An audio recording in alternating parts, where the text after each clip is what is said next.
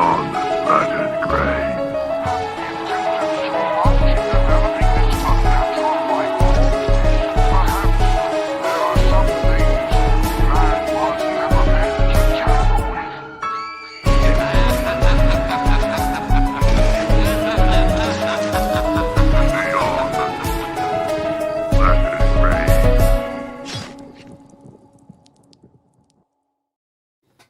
It's like tripling. Oh boy, we're here. What's up? What's up, everybody? Yeah, I know we're late. We were talking. We were yes. Oh, we got like 3 audios going. 3 audios. What do you Alex, do you have other tabs open? Because we don't. Oh, I have audios going. Sorry. I was like, I ain't got shit. I got a fan going on. If my fan, I knew. if you can hear my fan, let me know. I'll turn it off. It's just kind of warm down here, so. Oh, boy, I'll be. Where you got it aimed? It's you know it's pretty terrible living in this basement.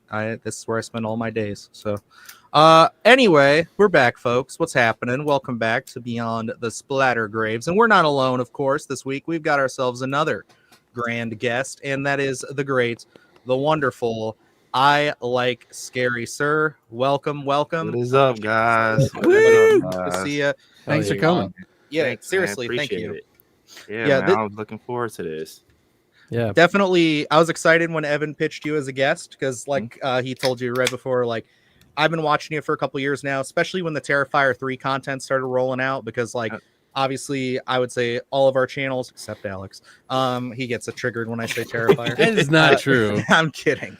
But no, we all kind of are very heavy on the Terrifier side of things. So, you know, obviously the algorithm did its work, and I subscribed to you, I think, right about that time. So I've been watching all your Terrifier videos pretty much since. I usually pop them on when I'm around doing stuff. So I love it. I think you got a good thing going. Welcome to the show. Appreciate it. I'm happy to be here, man. It looks like you guys have a lot of fun over here. So I'm here, man. I'm lit, bro. I'm here. Yeah. yeah. We try our best. You know, I wouldn't say it's always the best, but you know, we do. Afterwards, we fight really heavily, but you know. Behind the scenes is a complete mess. Generally, I'll mess something up like bad, and they have to, you know, reprimand me after the fact. Yeah, a lot of strongly worded letters sent back. We and pay forth. someone to fly out and take care of it. You know, It's a problem, but they can't survive the cold up here, so it never works. We can only get so far before we have to go back to our domains. Yeah. Oh boy, what has been going on, gentlemen? Alex, I know you were teasing a little something. So you want to take us away? Let us know how the things have been going on beyond the void over there. pretty good. I've been really busy, but I've got a lot of things planned that I haven't. Some I can't talk about, some I can. I'm hopefully. Well, this is tomorrow. I'm going to be watching Deathstalker tonight. Nice. The new remake, and then I'm interviewing Daniel Bernhardt and Steven Kostanski tomorrow. That's awesome. So yeah, I'm super stoked because I used to watch Bloodsport all the time. So just seeing Daniel Bernhardt, this is kind of cool. I don't know. This is kind of cool. Ski before, or is this your first time? No, it's like my fourth time. Okay, that's what I thought. Yeah. And we've interviewed quite a few times, but Yeah. I got that, and then immediately after this this live, I've got a video going out about a really good book that I told you guys about that we can't talk about. Oh yeah. It's a surprise. It's a good one though. One of my favorite movies. Oh yeah, I'll absolutely. have to check it out. Evan, what's been going on over on the Graves side of things? Just busy. I was kind of talking to them about this prior to starting. There's something coming up on the horizon here that I'm very excited to share more details about. It is easily the coolest opportunity I've had as a result of this whole thing. But yeah, I'll be traveling this weekend for some really fun stuff that I'm very much looking forward to sharing with you guys. Aside from that, I've been playing Hollow Knight for the first time because Silksong came out, and I was going to say, yeah, I should finally play the first game, and I am loving it. It's awesome. Very good. But aside from that, yeah, it's just business as usual. I'm about to shoot a video about Saint Maud tomorrow, so we just threw up. I was going to do a Conjuring ranking, but then this thing came up, and I ran out of time, so maybe it's... Are you going to put glass in your shoes for the occasion? Probably, yeah. Isn't that what she does in the movie, or tax? It's tax, yeah. Yeah, okay, sorry. Yeah, no, but I wanted to talk about Last Rites, but I'll get around to it at some point. I thought it was better than The Devil Made Me Do It. So Yeah, I agree. Yeah, it I agree.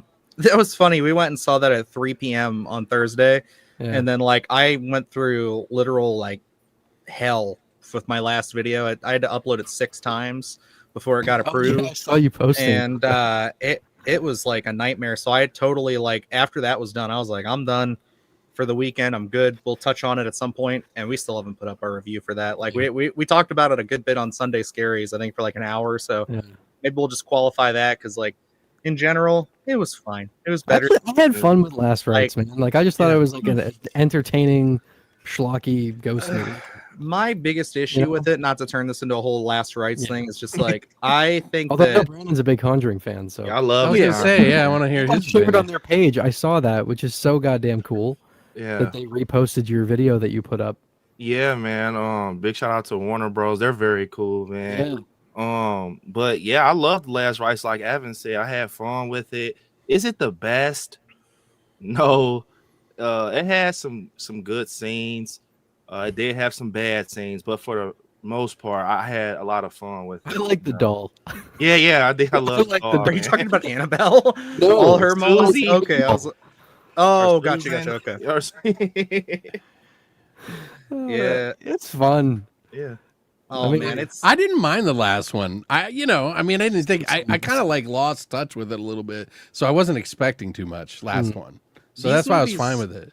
are just getting entirely too long. Like, and what I think 2 Yeah, I thought hours it is was about 2 the hours 12 minutes. I'm like, that's Yeah, that most was crazy. runtime. yeah. It's like Well, it's that's their my swan biggest song, problem. so- Yeah. Well, see, like I don't know, and I'm not going to turn this into a whole thing. I just feel like they spent most of the movie instead of giving us a nice ending to Ed and Lorraine and really centering on them, that it was more just like, I think we're going to be passing the torch to their children or their daughter and their daughter's husband. And that's Right. the sense that I got from it. So it felt like kind of like, all right, this is their last story, but they're more or less just kind of there. And That's I just didn't it. like For that. them I to thought we prequel? could get a little bit They more get with them, 'cause arrested. I love the well, no, I'm saying like I love the first and the second one. Yeah. And the second one is my favorite moment where Ed Warren picks up the guitar and starts Great singing to scene. everybody to make them feel better. Like Yeah. so like real, so emotional and everything. How And like wholesome the Conjuring movies are. yeah, the Yeah. first 2 especially are like so they feel like a warm glass of milk to me. It's Like a, I it's like a it. classic Americana type film. Yeah. It's, Totally. to me, in my opinion, yeah. So did you all enjoy like Judy Warren's character? Like Yeah, I you did. know how they I actually really, I liked loved Last it. Rites a fair bit. Yeah. Like, I'm probably more positive about it than Dylan was. I Yeah. enjoyed that movie. I'm looking forward to revisiting it. Like, Devil Made Me Do It. I don't hate. It's just such a mess of a movie. Like that script is. It is a little so silly, but you gotta admit, when I saw the fucking trailer for Last Rites and that girl was like, I didn't see the trailer. I was like, okay, nah, dude, Yeah. come on. just That's a watched little silly too. I will say that, not to be too spoilery, and again we can move on, but It got better. the scene of Judy, not to spoil anything, but crouched over at the end of the movie was genuinely fucking scary. Man, Like that was Exorcist. great. Like it was like Yeah, it was awesome. Yeah. There were definitely some good elements towards the end. One element that just never worked for me, and it's kind of I guess I'll say the conduit element, like what they used this time around, I thought was a little strange. But there was a scene with that where I'll say is somebody is puking, and that actually got a jump out of me a little bit. I was like, ooh, that's cool. Like we're kind of getting back to that because I feel like we missed so much of that in the last like The Devil Made Me Do It. It felt like The Devil Made Me Do It. It was like less about like the body horror elements and stuff that we would get from the first couple movies. It was more about just like he's being possessed and he's walking around with an axe and stuff like that. It's like I wanted more of moments like that where they're actually trying to get to the family rather than just focusing on one person. That's fair. Yeah. I kind of expected that the first time I saw it too, so I understand. Well, I liked it.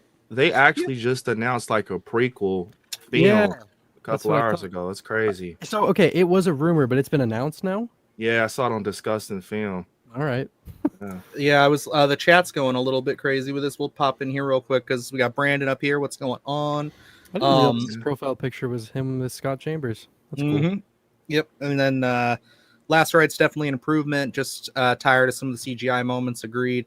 This is the one. Necro says Conjuring got an HBO series announced today. Coming, like it was announced a while ago, but they're going forward with it. Which I will say, I'm not gonna lie, I'm always expecting this franchise to like hit its wall. Every time this thing hits, other than I think The Devil Made Me Do It, it's like a money making. Like okay, that and Annabelle Comes Home.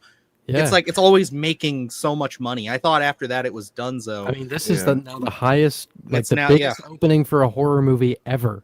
Yeah, it's crazy. this movie.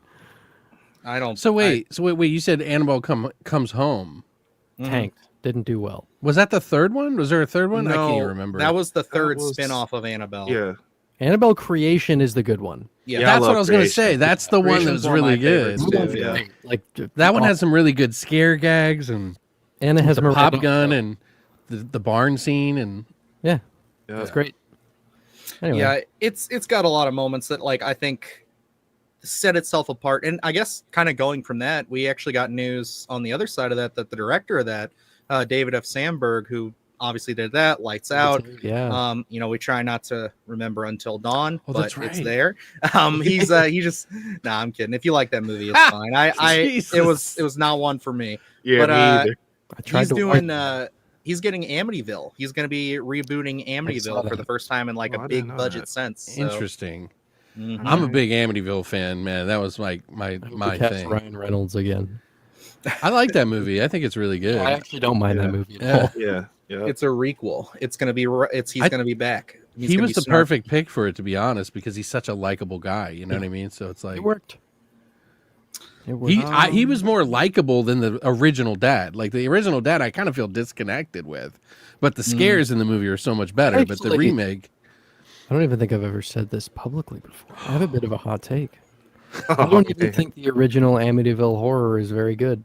I found it kind of just like a slog. And like dated. And the thing is, but I love like religious horror from that time. Yeah. That's like my shit. But there's something about that movie that is so glacial to me every time I sit down to watch it. I love it, man. Great. No, and I get it. Like my dad was a huge fan of it. It's just never been my thing. It's also got a lot of history, kind of like the Blair Witch did too. Yeah. So it's like it kind of built up a little bit for a lot of people, and it was like right at the time when everybody was into that shit. So it kind of like popped off right then. Totally. And I think that's what solidified its future, pretty much. Yeah, it seems like it should be made for. Like I love that kind of thing, but that movie specifically just. I wasn't going to mention this, but since our edgelord O wants to discuss it real quick, I did bring this. I do want to ask you guys. Our edgelord. So Ed Warren is a gross pedo, is what he says. I think now, I don't necessarily think this is why they're choosing to step away from them, but I am curious. Do you guys, being bigger fans of the franchise, do you think that the characters ran their course? Or do you think that this is kind of like them saying, we're going to kind of step away from this because of all the allegations and things that have gone on and all the stuff that we're learning over the last few years? I don't think it's that at all, because Last Rites ended with them like glorifying the hell out of the Warrens with that little text piece. So I don't think they're concerned about any of the controversy around them. Because I've seen people say that that's the whole reason they're doing it. And I'm like, I don't think so. I don't buy that at all. Yeah, I don't think so. Maybe producers might. But it's more than just it's the time. I don't think they're ever going to like go away entirely. I suspect that what we'll wind up seeing is more of a focus on Judy probably and some other character, and then like it'd be cool if because in my eyes, like I looked into like the real life stuff a lot, and I just look at this as completely fictional. Like I'm not watching the Conjuring movies and being like, these are the historical Ed and Lorraine Warren paranormal. Like no, they're fictional characters. Did we mention this last time out of curiosity? I think. No. I think somebody I talked to about this. Yeah, I just want like I would like if they were like appearing in like peripherally in the movies for a little while as like sweet grandparent characters. We got to drop the kids off to go see Grandma and Grandpa in the next one before we go deal with this demon. Enjoy it about it. That'd be great. Crazy as hell. The new movie will be They Are the Demons. The old people. They'll be the scary ones. Yeah. And I think like I'm happy for the people who love this stuff. Obviously, if you're a huge fan of The Conjuring, this is nothing but great news. I do kind of hope that, And I was saying this on our What's up, live Grandma? yesterday or Sunday. I was like, I think like if they could just step away a little bit from the based on a true story angle and really lean into some of the creative, because like Annabelle Creation, as far as I know, has no based on a true story angle to it. And that's one of my favorites they've done. Granted, The Nun and The Nun 2 also have no based on a true story. I don't like those. So That's what I talked about in like my Devil Made Me Do It video. It's like these movies need to just like completely stop trying to base themselves off of real hauntings because they don't utilize them at all. Because it felt like to me there were moments, and I think I'd probably want to know your thoughts on this, Brandon, a little bit more. Being a big fan of it, I want to know, like, I just feel like there are moments where this franchise gets held back by the fact that we kind of know the timeline of Ed and Lorraine and their family. Because, like, at one point, not to get into spoilers, I brought this up too, was just that they're playing ping pong, and we've been kind of alluding towards Ed's heart condition a lot through the movie. And I thought for a second, because of how like rugged and sweaty he was for that like quick second, I thought, oh, is he gonna have a heart attack right now? But but I'm sitting there and I lean over to Luke, I'm like, so when did he die? And he's like, I think it was like in the mid 2000s. And I was like, okay. So it took out all the suspense for me there, where I'm just like, if they weren't real people, they could have written it however they wanted, and it could have been shocking. Because I thought, wow, what a twist that would be if you took out Ed Warren halfway through the film, and it's just like, whoa, like what do we do now? I feel like, you know, it hurts the movies in a way when you do your research on like the Warren's Museum and Ed Lorraine Warren, and especially the history with the Smurl case. I kind of did like a deep dive with that, so I'm like, I don't know if I should have fucking did that, man, because it starts to play out in your brain when you're watching it, and it's like, man, it hurts a little bit. And even like contained in the imagine, movies, them trying to base off of real stories, like messes, like this again, not to dog on The Devil Made Me Do It this whole show, but like that story ends with him being convicted, which is what happened in real life. He was convicted of murder, but the climax also has him floating into the air in a prison with like 30 witnesses around while windows are blowing out and helicopters. Like, how did this not affect the court case? Why are we not? They just got brainwashed. It all happened though. It must be, The They just Men in kept Black, telling him it wasn't true over and over. You just gotta. the Men in Black showed up, and they did the little Bink. pen thing. I guess, yeah. It's the only explanation. And forget that. You're going to leave him and you're going to go get a dress and you're going to do something nice for yourself tonight because you deserve it. I like this. It wasn't in the first one. Where Oh, that's the first one. Yeah. I think that first one is so good. I'm not It's to really derail good. into a complete Men in Black thing, but that's one of my favorite Will Smith movies ever. Like, I know everybody's like, he's a hot button topic as well, but like, I adore him in that first movie. Him and Tommy Lee Jones are so good. My horror-infected brain, when you said give him a dress and then said the first one, I was like, are they talking about Insidious now? What happened? Yeah, that's another one that I'm like, I feel like it's almost like The Conjuring is like on an upswing, as where Insidious is on a downswing, because people did not like the Red Door. And I'm on the other side of it, where it's like, I like the Red Door, but I wasn't crazy about Last Rites. I loved like, Insidious 1 and 3. I think they're amazing. 2 and 4 and Red Door vary.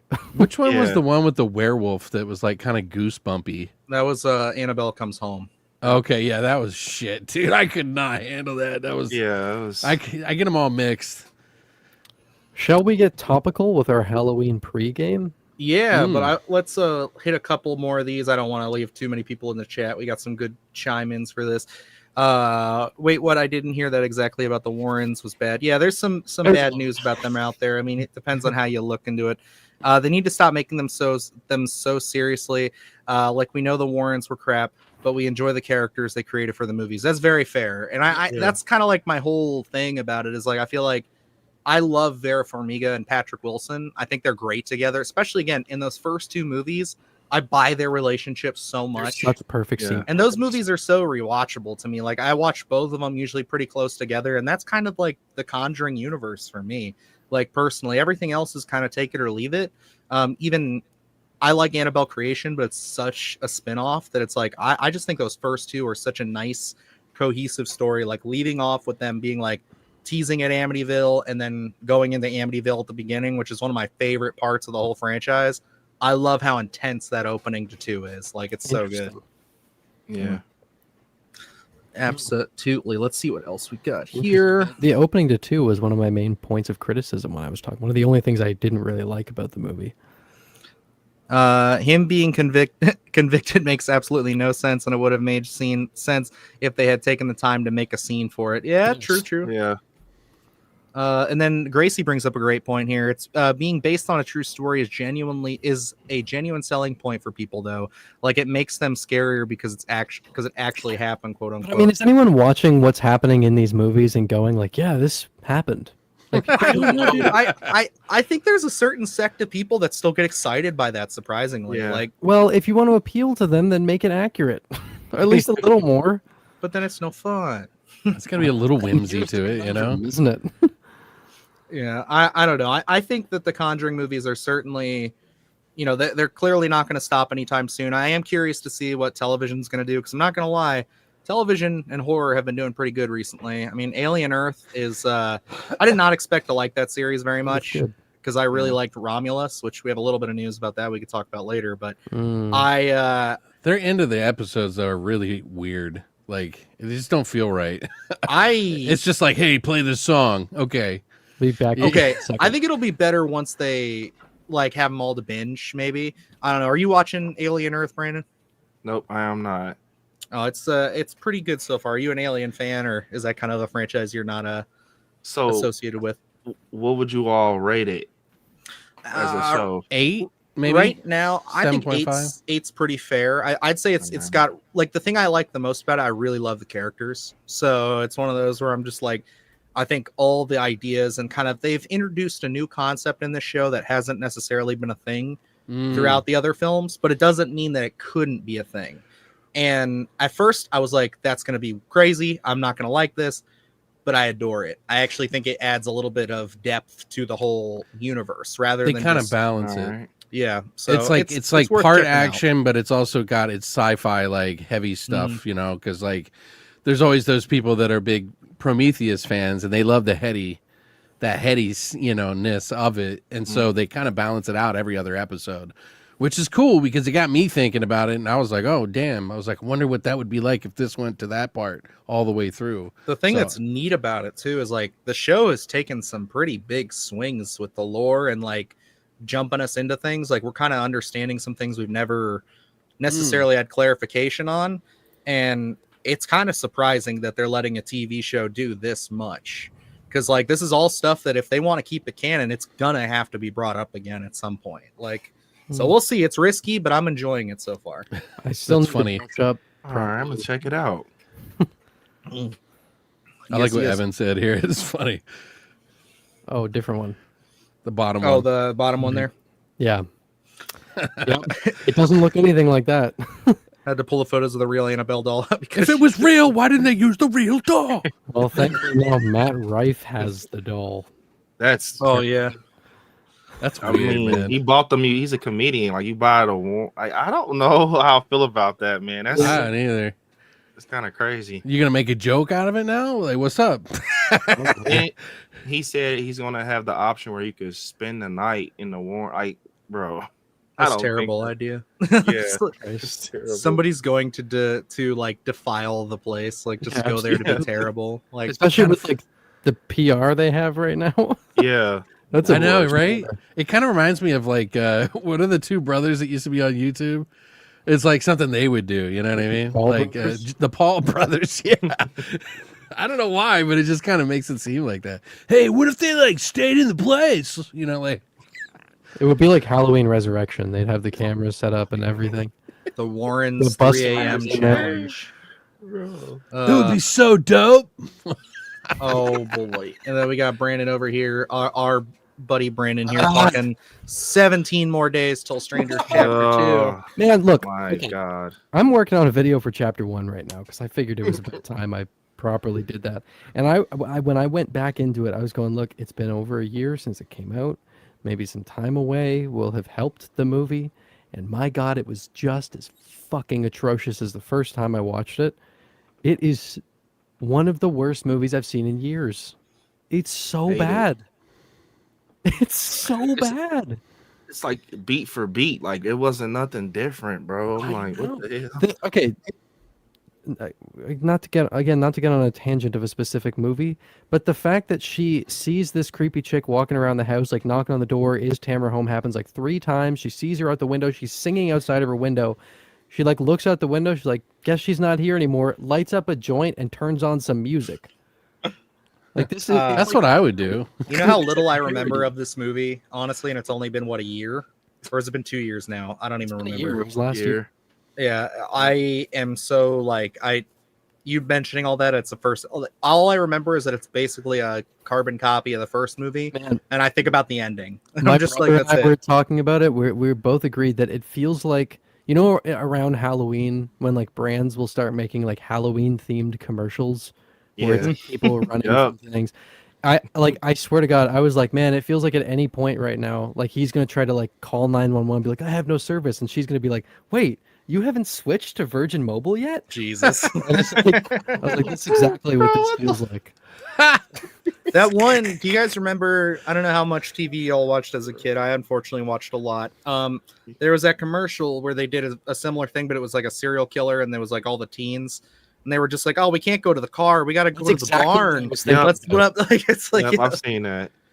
it's like there's just chainsaws hanging Just from really- the I mean, it's ceiling. weird. Is Virgin Mobile a thing in the U.S.? Because that's a real thing. It was. I don't know if Yeah, it's it a thing was. anymore. Oh, I think okay. I think they're gone now. We have Cricket and Mint and Track Phone. Hey, I don't even know if Mint. that's still a thing. Did Yeah. did you guys ever see Cabin Fever, the remake? No. I never saw the remake. I I saw always it. forget It's- there's a remake. I'm like, why? that's like telling like- me there's a remake of Martyrs. I always forget that, and I'm like, oh yeah, that's right. Oh, yeah, I want to see it.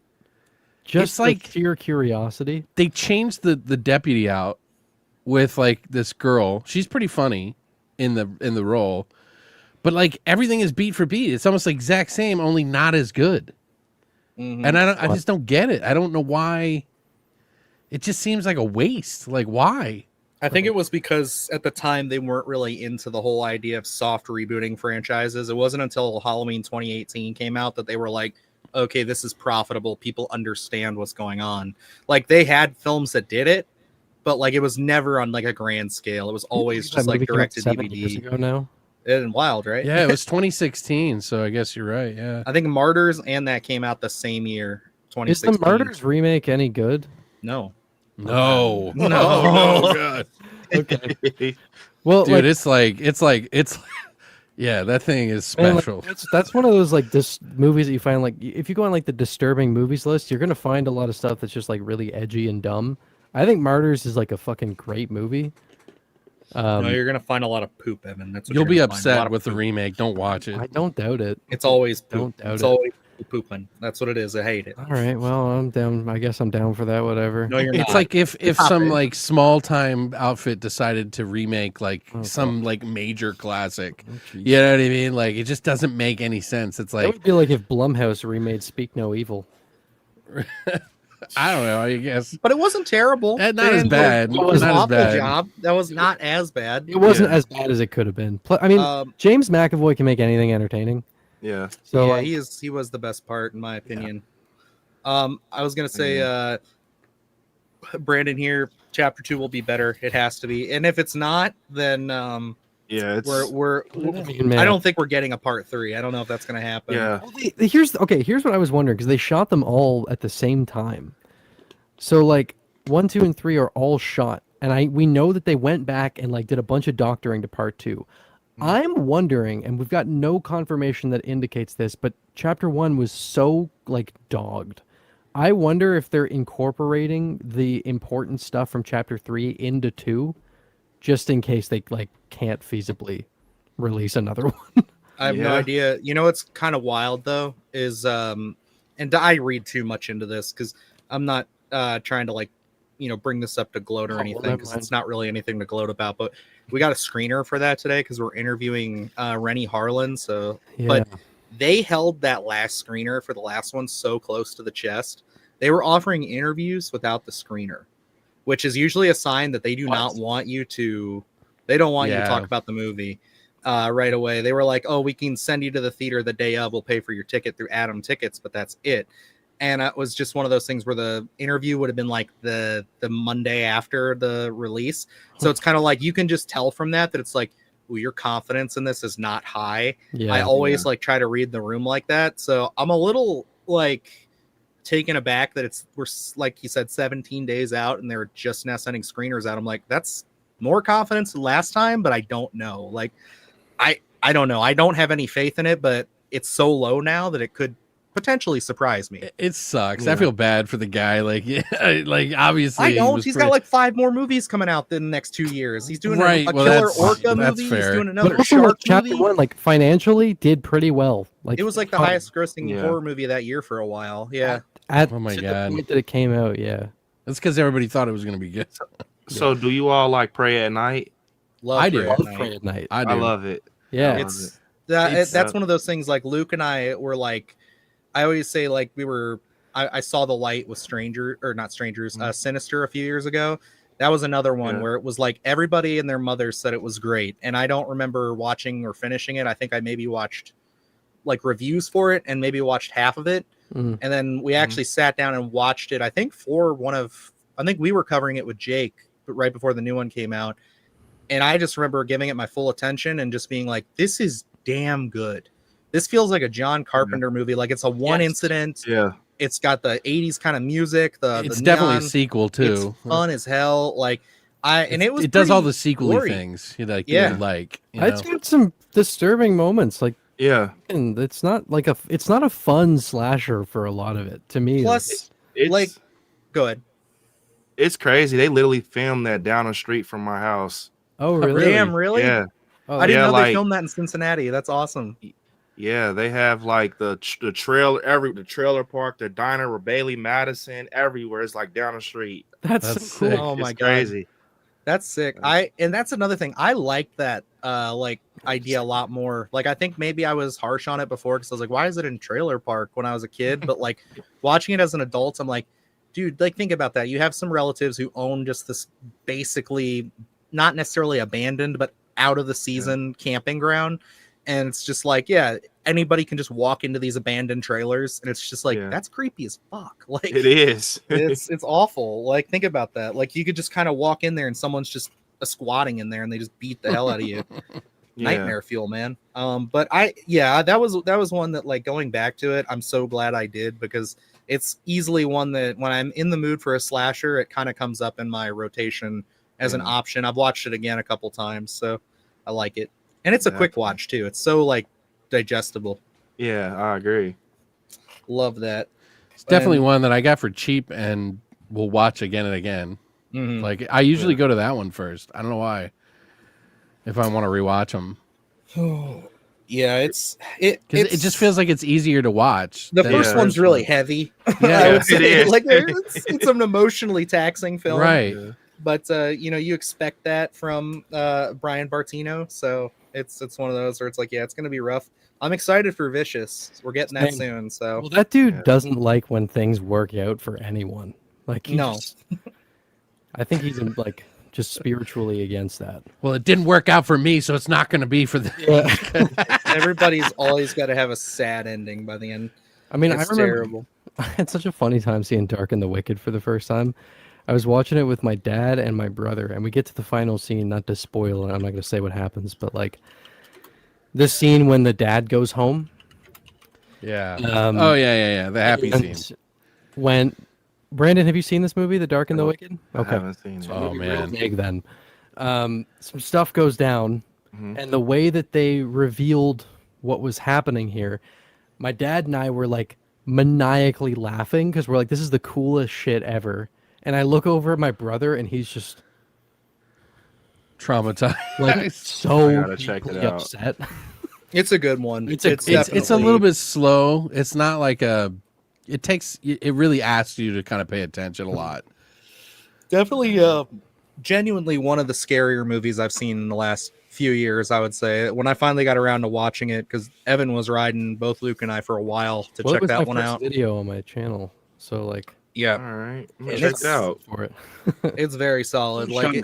it would be a great one for for like a Halloween watch, which segments us into Nice. or segues Good us job. into Hey, our topic of the day. Yeah, we're going to be doing a little bit of Halloween pregame. I didn't get a chance to really dive into this concept, but I figured really casual conversations. We will have one more show before October starts, at least. Yes, yeah, but I think like the thing about that too is like that's going on in the midst of Fantastic Fest, so kind of we'll have to see how busy things are. Alex, are you going this year? no. Okay.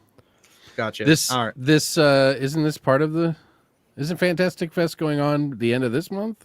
Yeah, it starts like next week, I think. Oh, okay. That's what I was gonna say. I was like, wait. So it'll be like October? that'll be the last week, but usually the last Oh. week is when all the virtual press gets all their interviews. So I have no clue what the schedule is going to look like, at least on my side of things. So Yeah, I just squeaked in for the Death Stalker. They were like, "Are you going to the event?" I said, "No, but I can talk about it." I was like, I just didn't want to load my plate up too heavy, so because I either wanted to give it my all or not. I've got a couple things already for it. Some things I'm excited, but then also I got a lot of irons in the fire right now. Still trying to get VHS. I mean, I'll let you guys know if anything turns on that because that's always a fun one. But yeah, it's gonna be a good year. They got a lot of good stuff there. But I do want to get into our topic here by introducing it now. Brandon, I'll let you start off, but if you want a few minutes, we can start with somebody else because I have a whole list here. So if you, I basically with this, we're just looking for, we're getting there. We're a couple weeks from October. Obviously, October is the big month. Every horror fan goes, balls deep in all their horror movies. But I gotta know, as me personally, I'm always looking to like kind of start off, like get myself set up. What are the horror movies that you kind of use to almost glide yourself into October? What is stuff that you start to watch once the cooler months start to roll in, especially since you're an Ohio boy like me? We get that. We get the leaves changing. We get the cool air. Everything goes on. It's starting to get cooler out every day. So it really feels like Ohio. So what are some, it really feels like Halloween. So what are some movies that you like to talk about? Definitely Halloween 1978 is going to always do the job. I know it sounds crazy, but I love watching the Goosebumps Haunted Mask episode. It's something about it. Oh, perfect. I was watching Goosebumps yesterday. Dude, love me it. too. I was literally about to say, my son and I, it randomly came up on his YouTube, just like, I didn't know Scholastic. Yeah. Their YouTube channel, they re-upload everything. Dude, we watched Werewolf Skin yesterday. Yeah. It was so much fun. I posted about it, and like I didn't realize how many people would be super excited when I was like, "Wait, I didn't realize this was happening." Ryan Hollinger messaged me, and he's like, "What? I didn't know this was a thing." I'm like, "Yeah, man." I sent him the link. I'm like, "Check it out." That's awesome. Goosebumps, man. Halloween 1978. Gotta go 2018. Halloween, like a trick or treat will do the job. But yeah, mainly like the Michael Myers movies, man. It's something about the leaves, the opening, Haddonfield, that theme song is gonna always do the job. Movies. Yeah. Oh yeah, they're always go-tos. I mean, they are definitely the goats when it comes to like the October season. The opening credits of Halloween 4, when you chuck that on, the fucking vibes of that are so perfect. Yeah. Yep. I was about to say Halloween 4 is definitely one that I start throwing on towards this time of year. The other one for me is Cobweb from a couple years ago. Yes. Very good. Is a very good Halloween-y kind of feeling movie. Fairy tale. Yeah. Yeah. It's awesome. It's a movie that it's not Halloween-ish, but it's fairly new. I know what you mean. Yeah. But it's like long legs. I don't know what it is. Maybe it's the cloudy weather. You get it. Or something. It's a little weird. I think it's the cloudy weather. Maybe it's just me. I don't know, man. But it's usually snowing out around that time, maybe. In October, right? I don't know. Just maybe it's the character. Nicolas Cage's long legs. It kind of gives me this weird Halloween vibe in a weird way, but yeah. I would say like long legs. I could understand people kind of getting into that because it has that 70s vibe to it. Like I know when my dad went with us to go see it, that's what he's always complimenting about that movie is how it literally feels like you're walking out of the 70s and that. So like I think that just that era goes a long way for like the Halloween season. I think Dr. Wolfula nailed it when he was talking about long legs, where he likened it to like a weird Twin Peaks spinoff. Yeah, and it was like that's exactly what this movie is. Yeah, not as good as Twin Peaks, but like it's that kind of vibe. Just the weird. Yeah, I can see that a little bit. Yeah. Absolutely. Because they don't really explain a lot in Twin Peaks. No, well, that was the thing. Like when I was watching his, like I made a video on Longlegs, and then I was watching his like a week later, and he said that, and I was like, oh, that's what I was trying to say the whole fucking video, and I just never got there. Alex, what are some films that you like to pregame before Halloween for? I typically go for sort of the, because I do a lot of underground stuff, so all year long. Like I like to do indie stuff a lot, and so I typically kind of go for a little bit more of the mainstream or classics. A lot of '80s stuff, typically, maybe '90s too. But I also like to watch what do you call them? Like the segment, like you said, Goosebumps. Like I would think of Tales from the Crypt or like. Yeah. Anthologies, like anthology films and stuff like that too. I love that. Like I just watched Creepshow 2. I got a review of that I got to do up because they just put that out on 4K. Is the 4K? And I watched that, and man, did that get me in the spirit for fucking Halloween, man. I was like, this is what I need to do. Someone also mentioned I might be watching Rob Zombie's Halloween 1 and 2 because I've been kind of in the mood to rewatch those again. Because everybody always shits on him, and I kind of, there's something about it. I just need to rewatch it again because it's been so long. Yeah. And then for this year, I am all about watching Freddy 1 through 7.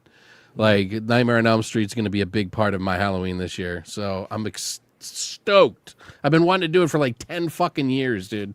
Like, so hell yeah. No, that's exciting. I mean, like those are. I get a hankering for those every once in a while. I know I have a love-hate relationship with those movies, but Halloween 2 is one that I almost feel like I got to do a video on soon because I have heard so many people talk nothing but praise about Rob Zombie's Halloween 2, and I'm just like, man, I gotta reappraise this thing. I really got to go back and see it. I want to watch the theatrical and the unrated and kind of compare versions and just see like what it is with people. The director's cut you're talking about, I think it's got a weird ending, right? I think it's got a couple of weird moments. Like, is the scene I don't think I like the weird ending on the director's cut. I like the theatrical one. I think both of his theatrical versions are better because then you also get Michael talking, which is better, and you don't have to get up with that weird escape scene in the first movie. Now you got me thinking. Now I gotta watch both. Yeah, of them. I'm over thinking like, oh man. Yeah. Yeah, those get a little. They do change a couple things up that were a little harsh in especially that first one. That first film's escape. If you do the director's cut, it's very brutal. Part 2 is so fucking brutal, dude. It is, yeah. It's so fucking angry, dude. Feel ya. Grindhouse movie. Evan, you said you have a list, so let's get some of your picks there before we dive into some more specifics. Yeah, well, we're talking pregame. My list that I have up here, because in October I watch one horror movie every day, aside from the day of Halloween where I watch 2 to 3. It depends on if I want to fit Behind the Mask, The Rise of Leslie Vernon in the morning of Halloween, which I sometimes do while I'm setting things up. But then I always have Trick or Treat and Halloween in the evening, so I have multiple movies there. But I've got my list there. In terms of like pregame stuff, because that's kind of what we're talking right now. Over the last, I guess it's 10 weeks now, I have been watching one Halloween movie every week because I've been counting down to October with that franchise. So I just finished Rob Zombie's Halloween 2 a couple days ago, which I was excited to revisit because we've talked about it on the podcast a couple times, but I hadn't seen it in a couple years. And yeah, I like the second movie more than the first one. Still, like I fuck with Rob Zombie's Halloween 2. Wow. Yeah, I know. I'm gonna have to make a video about it one of these days. But like, I'll have to watch that, man. I think here's what I think part of it is. The original Halloween is one of my favorite movies of all time. Rob Zombie's remake, his first movie, is a rushed retread of the first movie, cranked up to 11 with a prequel tacked on to the first half. Right. It feels like you're watching a movie every half an hour in there. And I also think, especially the director's cut, just goes on too fucking long. But his second movie is just entirely its own thing. It is brutal. Michael is intimidating as all hell. It has a unique feel to it compared to any of the other movies. The white horse stuff and the weird music video, trippy nonsense is goofy as hell. and Rob didn't know what it meant. They filmed that movie largely without a script. I know it was because he drove by like a field with Yes, a I know. horse in it, and he was like, "I like that. Let's Yeah. use it." But he also made up a psychological quote at the start of the movie. That subconscious psychosis of dreams they quote at the start of the movie is made up. It's not real. So like it really, there's a lot of bullshit in it, but it is its own thing, and I think it's a really intimidating version of Michael Myers that is just like unique to that movie. But yeah, anyway, I've been enjoying going through those again, so I'm starting up the Blumhouse trilogy this week, which I'm looking forward. I don't know how I feel about those ones. I'm looking forward to revisit. I've only seen them once, so it'd be cool to give another look. Dylan, don't look What at are me. you doing? Like, what do you mean you've only watched them once? Man, All right, okay. Man, I Only seen thought them once. He's a big defender of those. I am a big defender of those. I have a couple controversial Halloween opinions, but yeah, Kills and Ends, I adore those movies. I like them both more than 2018. So, I like Kills a lot, What? so I can't. Kills, I do. Yeah, that's mine. Kills is maybe my favorite. I see franchise. Brandon's got to get this off his chest. Yeah, Sir, go ahead. you have the floor on. I've David never Gordon heard Green. that before, but I think that's so cool, Evan. Like, he said that he loves Ends and Kills over 2018. It's always the other way around, 2018 Well, over it. So that's actually interesting. Again, I think it's that like 2018 in a lot of ways feels like the original movie. So when I'm watching it, I'm like, well, why don't I just watch the original movie? Kills and Ends are their own thing. There's not like an analogous Halloween movie in the franchise to those. There are comparisons that can be made to other movies. Luke's not here, so I can compare Halloween Ends to Christine without him giving me the eyes. You can't say that 3 times or he'll appear. Well, I'd like him to be here, so maybe I will. I know he wanted to be here tonight. He had his ladies working, so he had to watch the kiddo. But yeah, no, I mean, I have talked ad nauseum about that trilogy. Like, I have like a hour-plus long video essay on Halloween Ends. I'm a fan. I'm looking forward to rewatching them. It's been about a year since I actually went through them because I did it for something. Oh yeah, I was talking about them with Wolfman Scott and Harrods last year. That's what it was. But yeah, that'll be fun. We can move on for now, and then I can go on to some of the stuff on the list. Sure. Yeah, I like that was just it's not gaming. that was just the general thing. I have like some more specific topics, but I do want to give Brandon a second to talk about the David Gordon Green trilogy real quick. Okay. If he's gotta get his thoughts and opinions on that one. We all have different opinions, man. We do. Literally, all three of us have. All right. Yeah.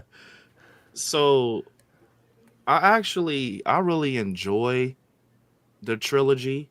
I'm a little like I'm so torn on Ends. Like I love Ends. Like I have fucking Corey Cunningham right there. And, like, I love that. I really love Corey Cunningham's character, man. Like Rowan Campbell, he has so much like depth to the character.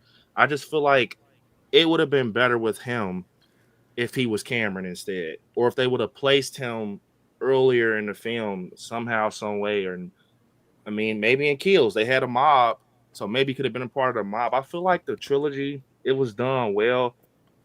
I just think that David Gordon Green, he tried to get a little too creative and pay a little bit too much homage to John Carpenter, and he forgot to write his own story. Like, and that's where he lost me. Where basically Michael's Christine, he's the car, and then you know Arnie Cunningham is Corey Cunningham. It's like, come on, man. But I love it. I though. know. Dylan, can you quickly pull up that super chat so I don't forget it?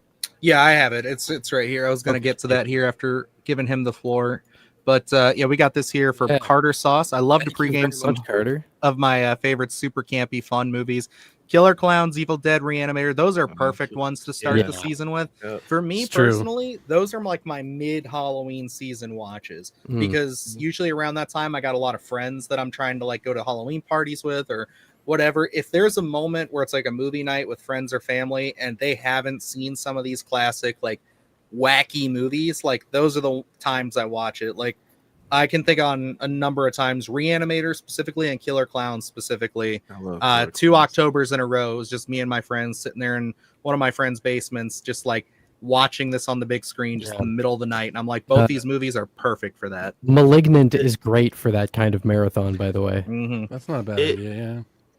Yeah. a small story about Killer Clowns that I have to tell you all because I thought I was the only one that loved this cheesy movie. Oh hell no, But we're all into it. I was about 13 years old, man. I had I think it was a DVD. I got it from FYE, and it's the one with I think it's Rudy on the front, and it's like the popcorn floating. I snuck and got a tattoo when I was 13 years old, and the tattoo guy's like, "All right, come on, man. You know what do you want?" I'm like, "I want the DVD cover to this." And I literally took it out of my pocket and showed him the clown. It's trash. Oh, shit. Oh my god, dude. I was 13. Hey, there you go, I man. was That's 13 commitment, years man. old. I was on punishment for like 5 months, but I was in school. Like, what? That seems like a life sentence, I'm not actually. gonna lie, it doesn't My even part- look half bad for 13 No, years. Like it's it's still like got aged the you can still extremely you well. very much can tell who it is. So Yeah, that's the important part. it was crazy. It That's showed me wild, the man. like, That's awesome. yeah. That's a really commitment. cool story, man. I like that. You Yeah. will have to meet Luke because Luke is a huge that's one of his all-time favorite horror films is Killer Love it. Clowns. He grew up Yeah. with it. He talks about it Did constantly. you play the so- game, Brandon? Yeah, I played it. It's a good game. Asymmetrical. Yeah. Mhm. Yeah. Yeah. Speaking of which, how do you feel about the new Halloween game? I'm seen your on video. board just because of the story mode angle. The asymmetrical, I'm asymmetrical. I'm tired of it. You know, days Agreed. You know, Dead by Daylight, Friday the 13th. It's so repetitive. It gets stale quick. Microtransactions, skins, DLC. I'm just like, but the story mode has me excited. That's it. You know, So I I take it always- you're not a big DBD fan. Yeah, Me either. I mean, that's why I asked. I could tell because you said skins. Like that's how Yeah, that's kind of how I feel. I'm like, I feel like I'm just doing the same thing here. You're just tricking me into thinking it's new. I loved it when it first came out, but it started to get repetitive. That's how I Right. felt about every one of these games. Like Texas Chainsaw Massacre, remember when it first dropped? I played my first few matches, like, this is fucking great. And then like 3 weeks later, I was like, all right, I'm bored. Yep. We all, and I mean 4 of us, should play the new Outlast game. Oh, That dude, shit I would love to. is a lot of fun, man. I haven't played it and because nobody people plays to do it. with. I would totally play it with you guys. Absolutely. Yeah. It's really good. Like, and it's not asymmetrical. It's like you work together to try to get away from the bad guys and stuff. And it's intense, and you're like, you really got to work together, and it's really fun. Like, I've never played a game that well balanced.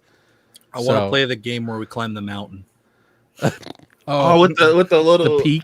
Is Yeah. Oh, bro, I You know tried what's to funny? play that Jake and has been quit. playing that the whole time we've been live. I quit. I was like, I I'm can see- done. I can see Jake on Discord. He's been playing Peak the whole time.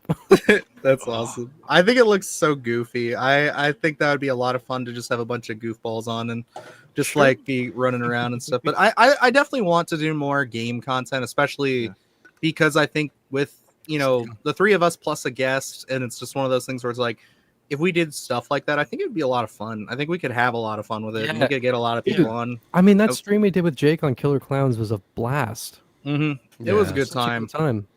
And the now game that fucked I have a up, little though, more didn't time it? for it. It on my end, it was not necessarily. I don't think it was the game. Oh, I the think it was streams weren't stream, running. was Yeah, weird, that's yeah. right. because I was running it on like at max settings potato. on one screen, and then I did not realize that it was bad till halfway through. But Yeah. I'd have to perfect that. Yeah. But more or less, I just want to play some games. So like, even if we were just Yeah. streaming to like Patreon or like a specific group, like I'd be fine with that. Kind of pivoting back to the topic, I do want to go into a couple of the. I guess I'm going to start with this. Actually, this would be more fun. I want to go around and I want to know what is a film that you watched, not directly on Halloween, but maybe if it was, or if it was around the Halloween season, that you can remember became one of your favorite horror films. For me, that would easily be, I mentioned it just a few minutes ago, Reanimator. That was one that I watched, I think it was the Halloween of 2019 for the very first time. And that became one of my favorites. It really opened the door more for me to Lovecraft. I was already kind of teetering that way, but that one kind of blew the doors off because not only is it wacky, violent, risque, it's also hilarious. So it's one of those things where it's just like, man, I love that this is all these things in one sitting. Alex, what do you got for us? Well, I would say Trick or Treat, not Yeah. or The one where fucking Sammy is the Cody like. Leeds told me to watch that ages ago, and I still It grows on me every time I watch it. I don't know what it is. It's just pure old school 80s like horror. And it's like, they'll play the record backwards and you summon the devil, and then like they summon this like old like hair metal band guy who's like, a complete dick, and like he kills people and dispatches them in some of the most ridiculous fun ways. Oh, yeah. And that was one that I really has grown on me over the years. And Prom Night 2, which is a fucking blast to watch. It's got some of the greatest, most sloppagetti style fucking kills in it. It's really good, man. But yeah, that shit cracks me up. Both of those movies. I like it. That's a good pick. It's one that I still have to watch. It's been recommended a ton. And for those exact reasons, because it is a little bit like kind of like it is an 80s movie through and through. It feels like it. You don't have to be into the metal or anything to really like it. It's just so stereotypical.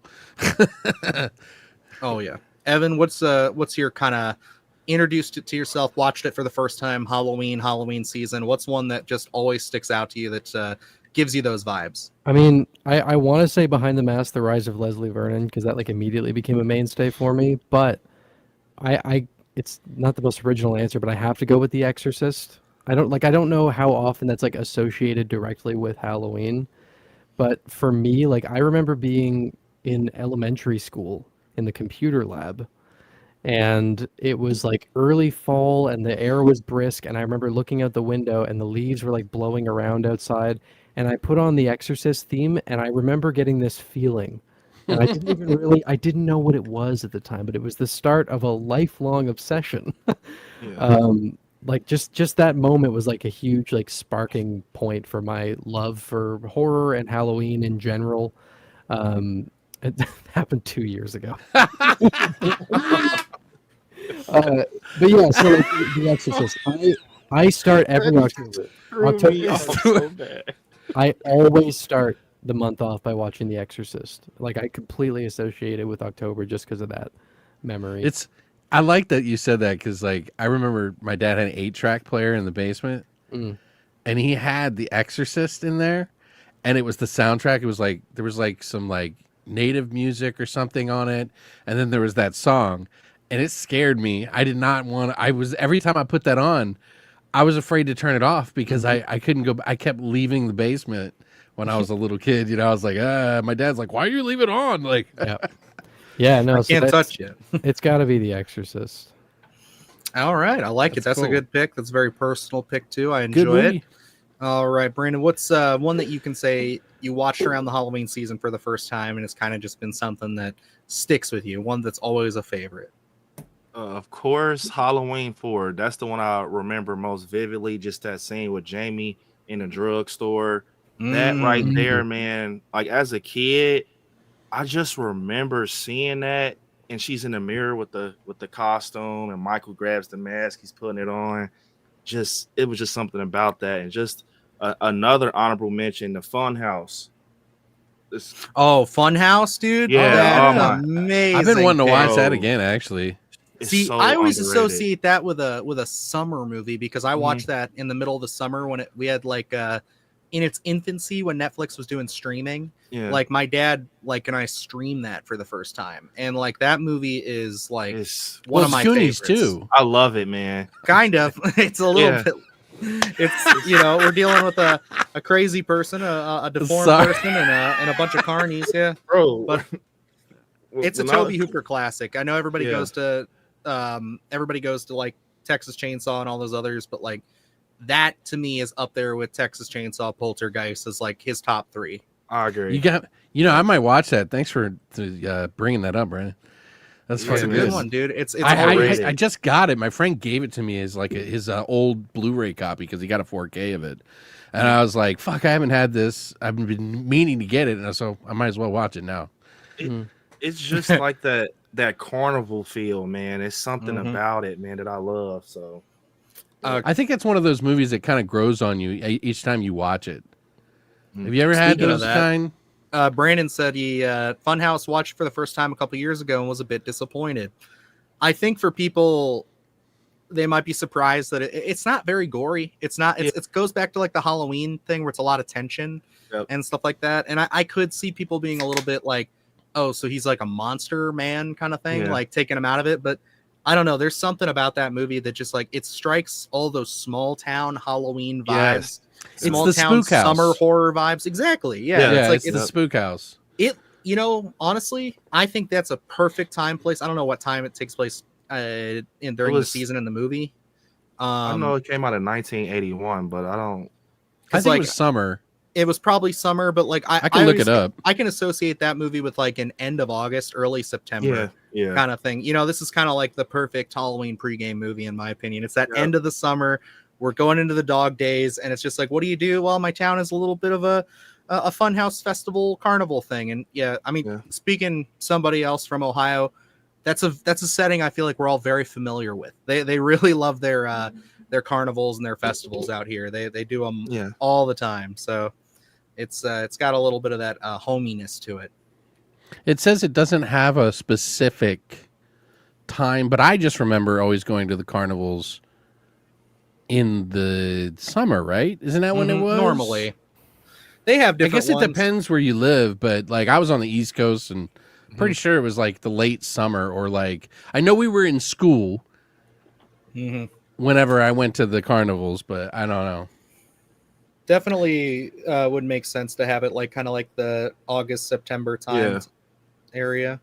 Kind of jumping from that, I do want to go back to another one here where what's an underrated pick? As something, if you were sitting here, there's a person who, you know, is asking you, as they seem to ask us all the time, because we talk about horror movies 24/7. What's a movie that you feel is so blatantly underrated, whether it's a newer release or whether it's something that is just like never talked about? Funhouse is a great example. I'm going with one that I think more people need to discover this year, and that is last year's Carved. Did you guys hear about this one? No. It was... I saw it. Killer pumpkin movie, and it's awesome. It's a lot of fun. Again, kind of leaning into that Goosebumps kind of, you know, wildness of it, and I really, really enjoyed it. I think that's one that more people need to check out this year. All right. And why don't we start with Brandon this time? We'll go back around. I'll definitely say Scary Stories to Tell in the Dark. I just love that feeling, man.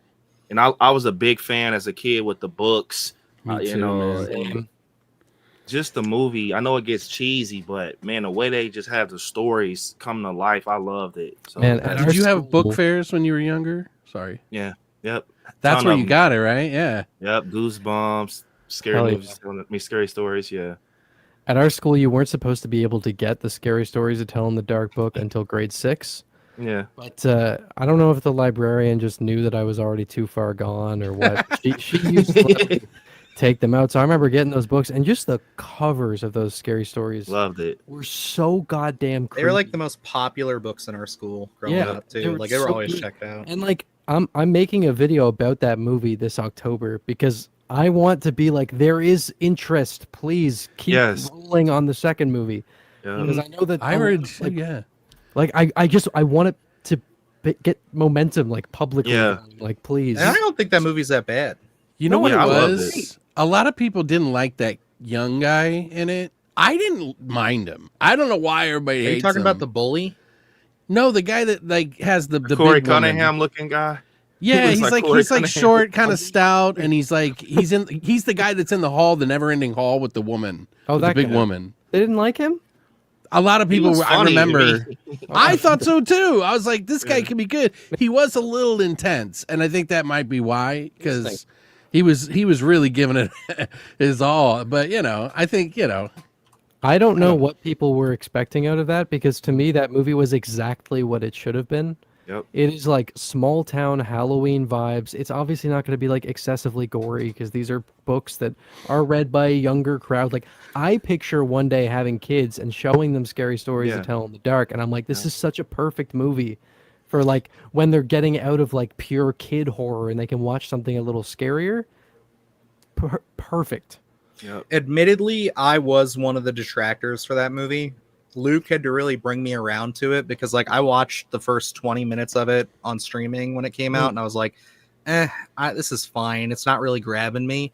And I think I fell asleep through it. And then he was like, dude, no, go back, give it an honest to God watch. I did. Great. And by the end of it, I was like, I enjoy this. I think you guys are right with that. Scary stories to tell in the dark, goosebumps kind of feel it fits right in there, you know. And I agree, Evan. It's one that, being a parent, I can say that is one that I will be excited to show Atticus when he's getting a little bit into the harder stuff, you know. You can tell that it definitely tried to follow the DNA of Goosebumps for like as far as a movie goes. You know what I mean, with the whole book thing and the, you know. But aside from that, I didn't mind that, you know. And it was shot so good, like that opening. Beautiful. It was like what the color Well, gray, and I'm like Andre Overdahl, who also did another. I think is. Didn't he? I was about to say, I'm like another movie I thought was very underrated was Last Voyage of the Demeter.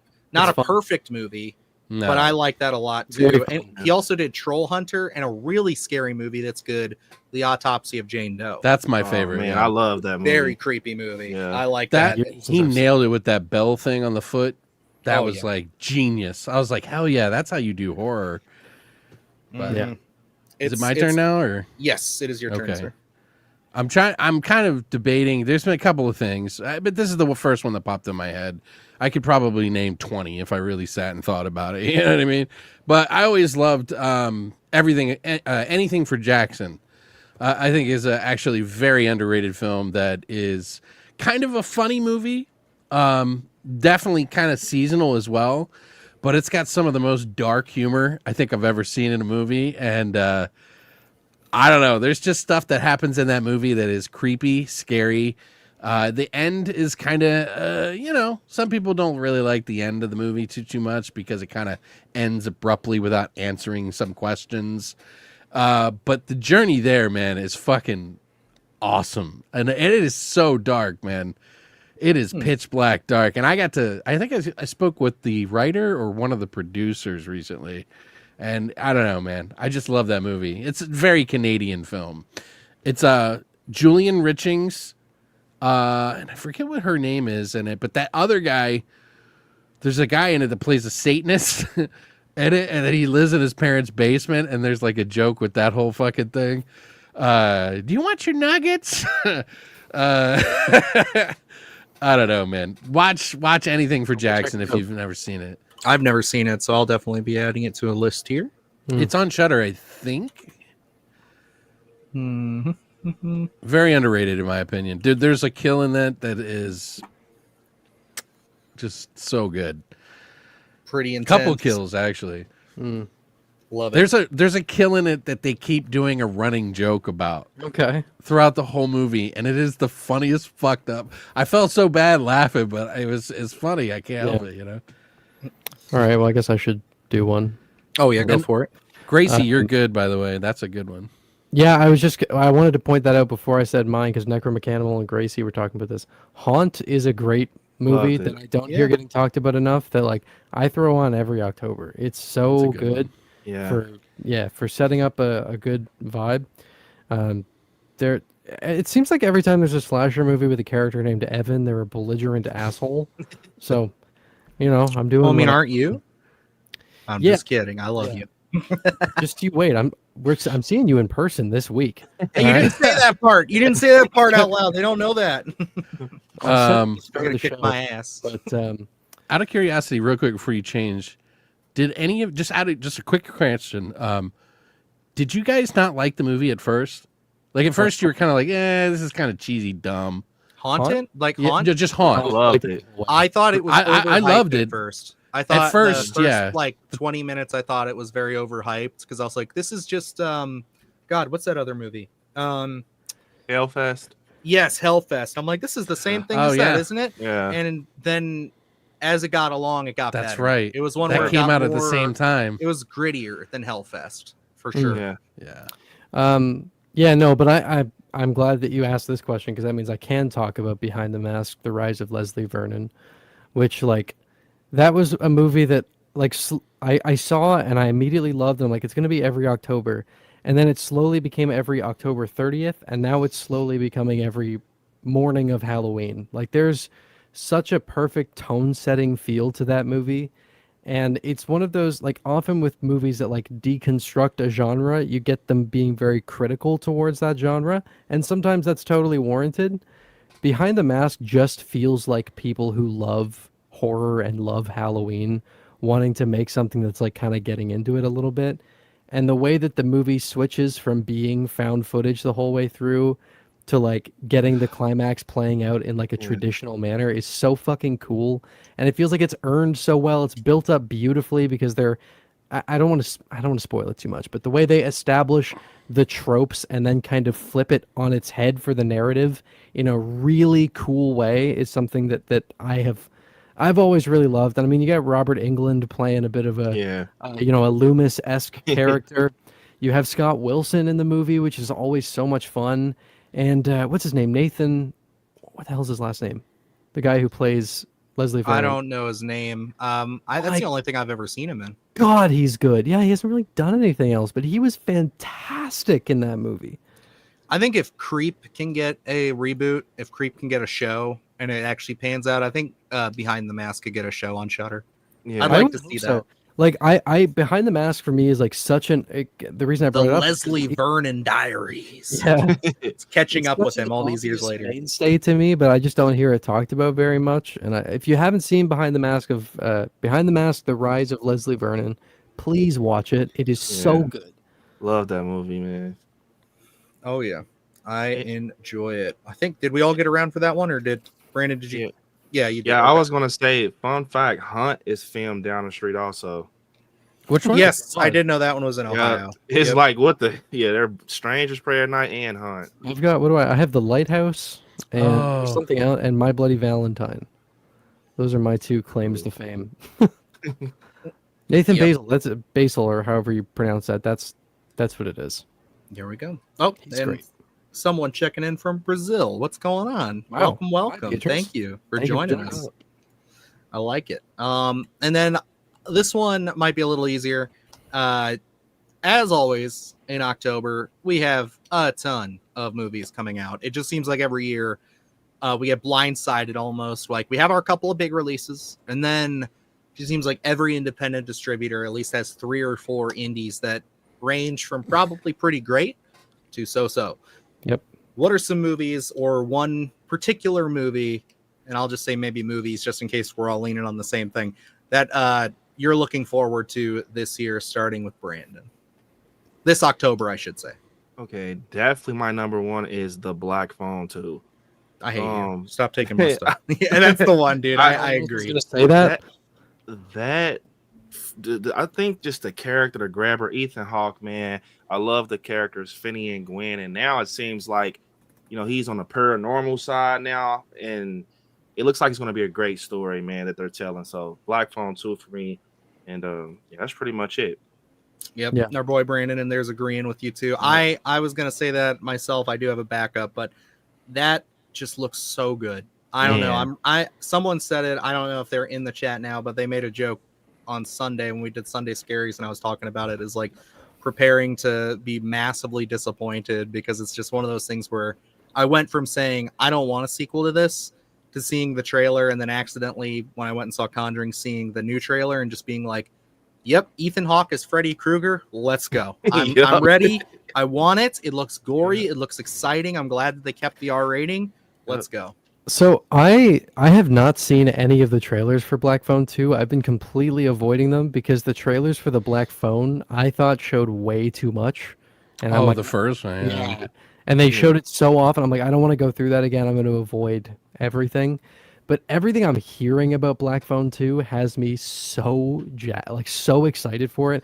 And I've seen like stills that's unavoidable. The imagery, Evan, like the is so snowy, it looks good. so right up my alley for this kind of thing. Like this movie, I don't know. Again, I haven't seen any trailers. This could be a situation where like the sequel is better than the first one, just from what I'm hearing and seeing I love the about first it. one though. I do. It's too. like, and it's I so adore good. it. It's that small town Stephen King vibe. Great. Like I think Black Phone is fantastic, but it's Scott Derrickson, and I've loved all of his horror movies. Exorcism of Emily Rose is brilliant. Sinister is brilliant. We really like The Gorge. We saw that earlier this year. Gorge That was was him fun. as well. It's a good little horror action film. I thought it had more creativity than it should have had any right to have. But to avoid too much repetition, and Dylan, I hope I don't upset you by doing this, so that I don't also say Black Phone 2. I'm gonna go with Del Toro's Frankenstein. Yeah. So No, I'm kidding. It's fine.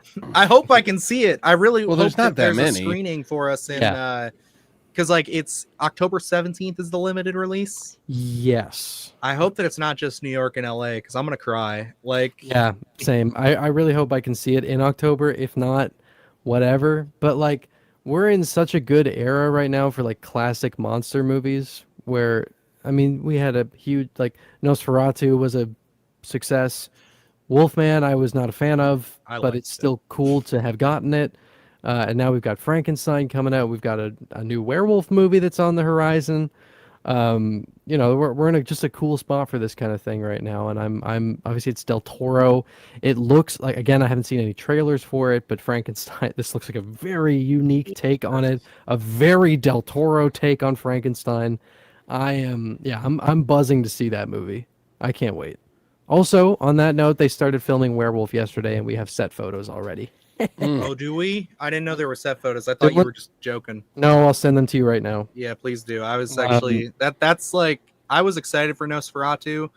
Robert Eggers doing a werewolf movie. I mean, It's perfect. I can't ask for anything I mean, more. to me, It's going to be Carol is amazing. the most perfect thing I've ever heard. But yeah, Werewolf, I'm like. I like vampires. I do. Werewolves are my shit. Well, I here's love the it. Here's the thing. Here's what I've been saying about this is that like there are vampire movies that feel like they fit what I want out of a vampire movie, and I actually both some of the Nosferatu movies, the original, Herzog's 1979 version and Eggers' remake, like those movies encapsulate what I love about vampires. I don't have that for werewolves, despite there being werewolf movies that I really love. I watch The Wolfman every year. American Werewolf in London is fantastic. The Cursed is great. The Howling's really fun. But like none of those feel like my werewolf movie. And Robert Eggers being my favorite director, this feels like I could finally be getting the werewolf movie that's made for me. I gotta send you some werewolf movies. Yeah, please. I actually have a ton on the list for next year because I'm covering one a month leading up to that release. But yeah, I'm super yeah. I mean, even there's some funny ones like O brings up Wolf Cop. I like both the Wolf Cop movies. Just from the costume aspect too, the fact they went full practical with that movie is great.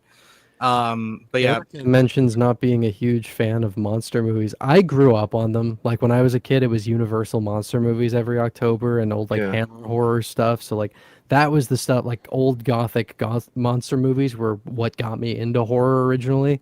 So it warms my heart every time there's one coming up.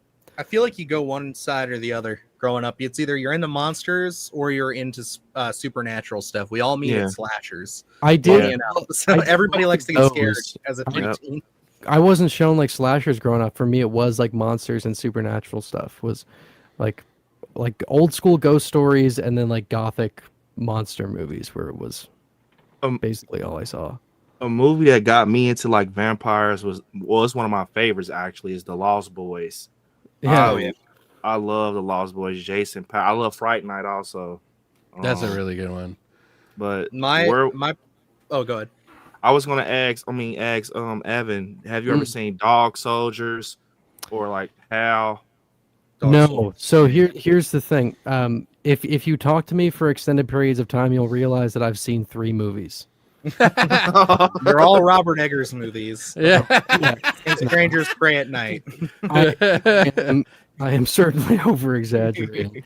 I just watch a lot of fucking like movies that wouldn't really come up generally speaking here. But yeah, there's a lot of things like that, like Dog Soldiers I haven't seen. I saw I saw Alien for the first time last year. I think it was something like that. Like so I do have a lot of blind spots. But also with something like Dog Soldiers, I am sure it's going to be fun. It's just when I look at that, it's just not what I look for in a werewolf movie. Like I want it to be like creepy and dark and atmospheric. I will tell you underestimate how scary the werewolves are. Okay. The presentation is beautiful. Okay. They are very scary in this movie. It is definitely not just a horror movie though. You know what I mean? It's definitely wearing its other genres. You know what I think I will say? Because this tends to come up a lot. Action horror is really not my thing. Wow, there's Um, very few to represent it, Yeah, really. no, I know, but like when we talk about things like Alien 2, when people describe that, I'm like, that sounds less interesting to me than the first movie. But again, I'm speaking from a Well, place of ignorance. What's so wrong with you? Go watch it. That's what I just said. I'm speaking from a place of You're doing the ignorance. thing that we're not supposed to. You don't bet against James Cameron. I don't care. Okay. I want him to make something other than Avatar movies. I do, but you can't bet against him. He's always winning. Yeah. Avatar No, it's 2 true. shouldn't have made $1 billion, let alone 2. So he did it. He can't be wrong. I mean, I'm sorry. I will say that movie took about an hour and 20 minutes for me to actually get into. Avatar 2. But once it did, I was like, okay, I can get into this. This is cool. Yeah. I went into that movie expecting it to be a nothing burger, and I was like, okay, I still like this. I don't know. Yeah. What's wrong. It's like Somehow he just, pulls it off. Yeah. It's like let the man do what he wants. I Hey, guess. But actually, here, this could be fun. Let me pull up, because I have one a month next year. Let me see which werewolf movies I have on the list. And we'll fix them. Okay, sounds good. While you're pulling that up real quick, Alex, What? what's a new release film that you're looking forward to this year Oh, well, or this October? there's a couple. Vicious is one of them, but I don't know that much about it to really be that excited. I'm It is just Brian excited. Martino, so. Yeah, that's why I'm excited. But I am Is that probably, it's Mhm. 10th, the 10th of October. Shit, okay. And then the big one for me is always every year I love watching anthologies, like I was telling you, and I got VHS Halloween coming. I will say the trailer didn't look all that hot, but I hope it's going to prove us wrong. And I don't know. Some people they don't like them. I like all of them. I don't give a shit. I like every single one of them except Virus, which was like, But viral, yeah. Viral, sorry, yeah. Fun, yeah. But I'm a huge fan of the VHS franchise. I think all the greatest directors have been through, all the newer greatest directors are really kind of coming through there. And I think they picked pretty good ones for the most part. You know what I mean? So I don't know. I'm hoping this one's a good one. I'm trying to not watch too closely, but I'm a little concerned. There's more concern than I normally have for that one. Okay, all right, understood. I feel you. Just to get mine out of the way real quick, since pretty much Erica, you guys know how it's dare the you. Black Bone. But I'm actually going to go with, I know Shelby Oaks we talked about, and we also talked about last week, or I guess 2 weeks ago, we talked. We did talk about Shelby Oaks on air. I think it was before we went live. Yeah. Oh, Good Boy's another one. Yeah. I was going to say Yeah, Good Boy. right. Good Boy was the one we talked a little bit about before. But for me, I'm going to go actually with one I just saw the trailer for today. And I'm just going to say it just because it hasn't been mentioned. Coyote looks like it's going to be right up my alley. It is Justin Long and his family fighting a pack of rabid coyotes in the Hollywood Hills. Wow. And All right. it looks wild. It looks zany as hell. Brandon Wild, tagged us in the in the trailer today, and then I immediately went on there, and right before I was going to reach out to the studio to be like, hey, I want to cover this, I got a promo email from him saying, hey, we got screeners and interview opportunities if you're interested. Nice. I'm like, yes, thank you. Let's go. And there is one here. We got Necromechanical saying Scared Shitless is an interesting poster. Scared Shitless. Oh, I got is to fun. see that. Yeah, we saw that last Fantasia. Yeah. You're going to want to taper your expectations a little bit. It's fun, but it's not. I don't think It's it not goes what I as wanted hard it as to be. people want it to, but it Yeah. is a good concept. It is fun. I think the father-son dynamic is great in that. And then Gracie brings up Bone Lake. I have been eager to check this out. I really wanted to see this at I think it was Fantastic Fest last year, and we just could not get a screener for it. Like, they were not sending them out. I don't know. The movie fell off the face of the earth, and now suddenly it's been picked up by a bigger studio, and it's getting a theatrical release. So I'm like, I still want to see it, but like, it sounds wild. Like, it sounds like a wild ass movie. So The Boone Lake. mhm. Sounds very Scottish. There's We're going down to the Boone Lake.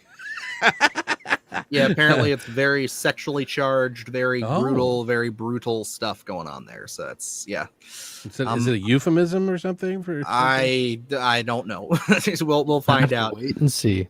Yeah, and then I do That's want to where people highlight bone down by the lake. Gracie brought this up. I don't know if you guys realize this, but like there's like 7 movies coming out on October 3rd. Like, it's going to be crazy. There's so much stuff releasing on October 3rd. And that's just the first week of the month. Like, we have Good Boy, we have Bone Lake, we have Shelby Oaks in limited. And then we have Coyotes, Scared Shitless, and there was one more, I thought. The actual release date for Shelby Oaks is the 27th, right? 24th. That's the 24th. wide release date. Yeah, Yeah, but okay. it's going to start doing its like limited, so probably New York, LA kind of things, big cities on the 3rd. So yeah, that one's going to be a staggered release, but nonetheless, looking forward to it. Very Wait, excited about What is it? Dies Irie? Dies Irae. That's a very old Dies Irae? musical motif that was used to represent death. So I guess there's a movie being made called Dies Irae. Irae. Have you guys heard about a movie called Traumatica? I actually got an early screener of that. Mm-hmm. Yep, I got that one in our inbox. I'm going to watch that one tonight, I Yeah, think. I'm with you on that, yeah. dude. Yeah, Dylan, man, you're gonna have to let me know what you think about that, man. Did you watch it? Yeah, I watched it like I've 2 seen it. weeks ago, man. It was It was a lot. me. Okay. It's just, yeah, you just gotta watch it, man. Okay. Can we talk about it for a second, Brandon? Because I never got a chance to talk about it. And I watched it, and I was a big fan of their Two Witches for how independent it was. Yeah, Which, it's not Two Witches is, it's very indie. This one is, you could tell they had more money, yeah. but the structure of it and everything just kind of weirded me out. Yeah, I I agree. don't- It was like, And I feel bad because it's like, I didn't want to review it because I was like, I don't yeah, want that to. was one of them things that it was like, it was too much. It was Right. too much to think about. I'm like, bro, I just I don't wanna even sit know. back It's and- very unconventional how the movie starts too. It's just like Yeah. all over the fucking place, man. Like Yeah. it's almost like a found footage film or something. Like you found a tape on the ground. It's really weird, man. Like Well, I'm interested. It's angling itself, it seems like, as like an ultra disturbing kind of like messed up body horror movie in a sense. So Yeah. I'm hoping that it's a little bit like that. I hope you like it, man. Okay. All right. I also have Beasts of War. I'm looking forward to that one. It's a good old shark film. So I'm excited. So we'll see how that goes. You and the shark films. You know me. If it's got a shark in it, I got to watch it. So I'm shameless. But yeah, no, that was it for that one. As far as the last couple topics here, and then I think we'll just kind of glide into a few more news stories. And Do you want the werewolf stuff?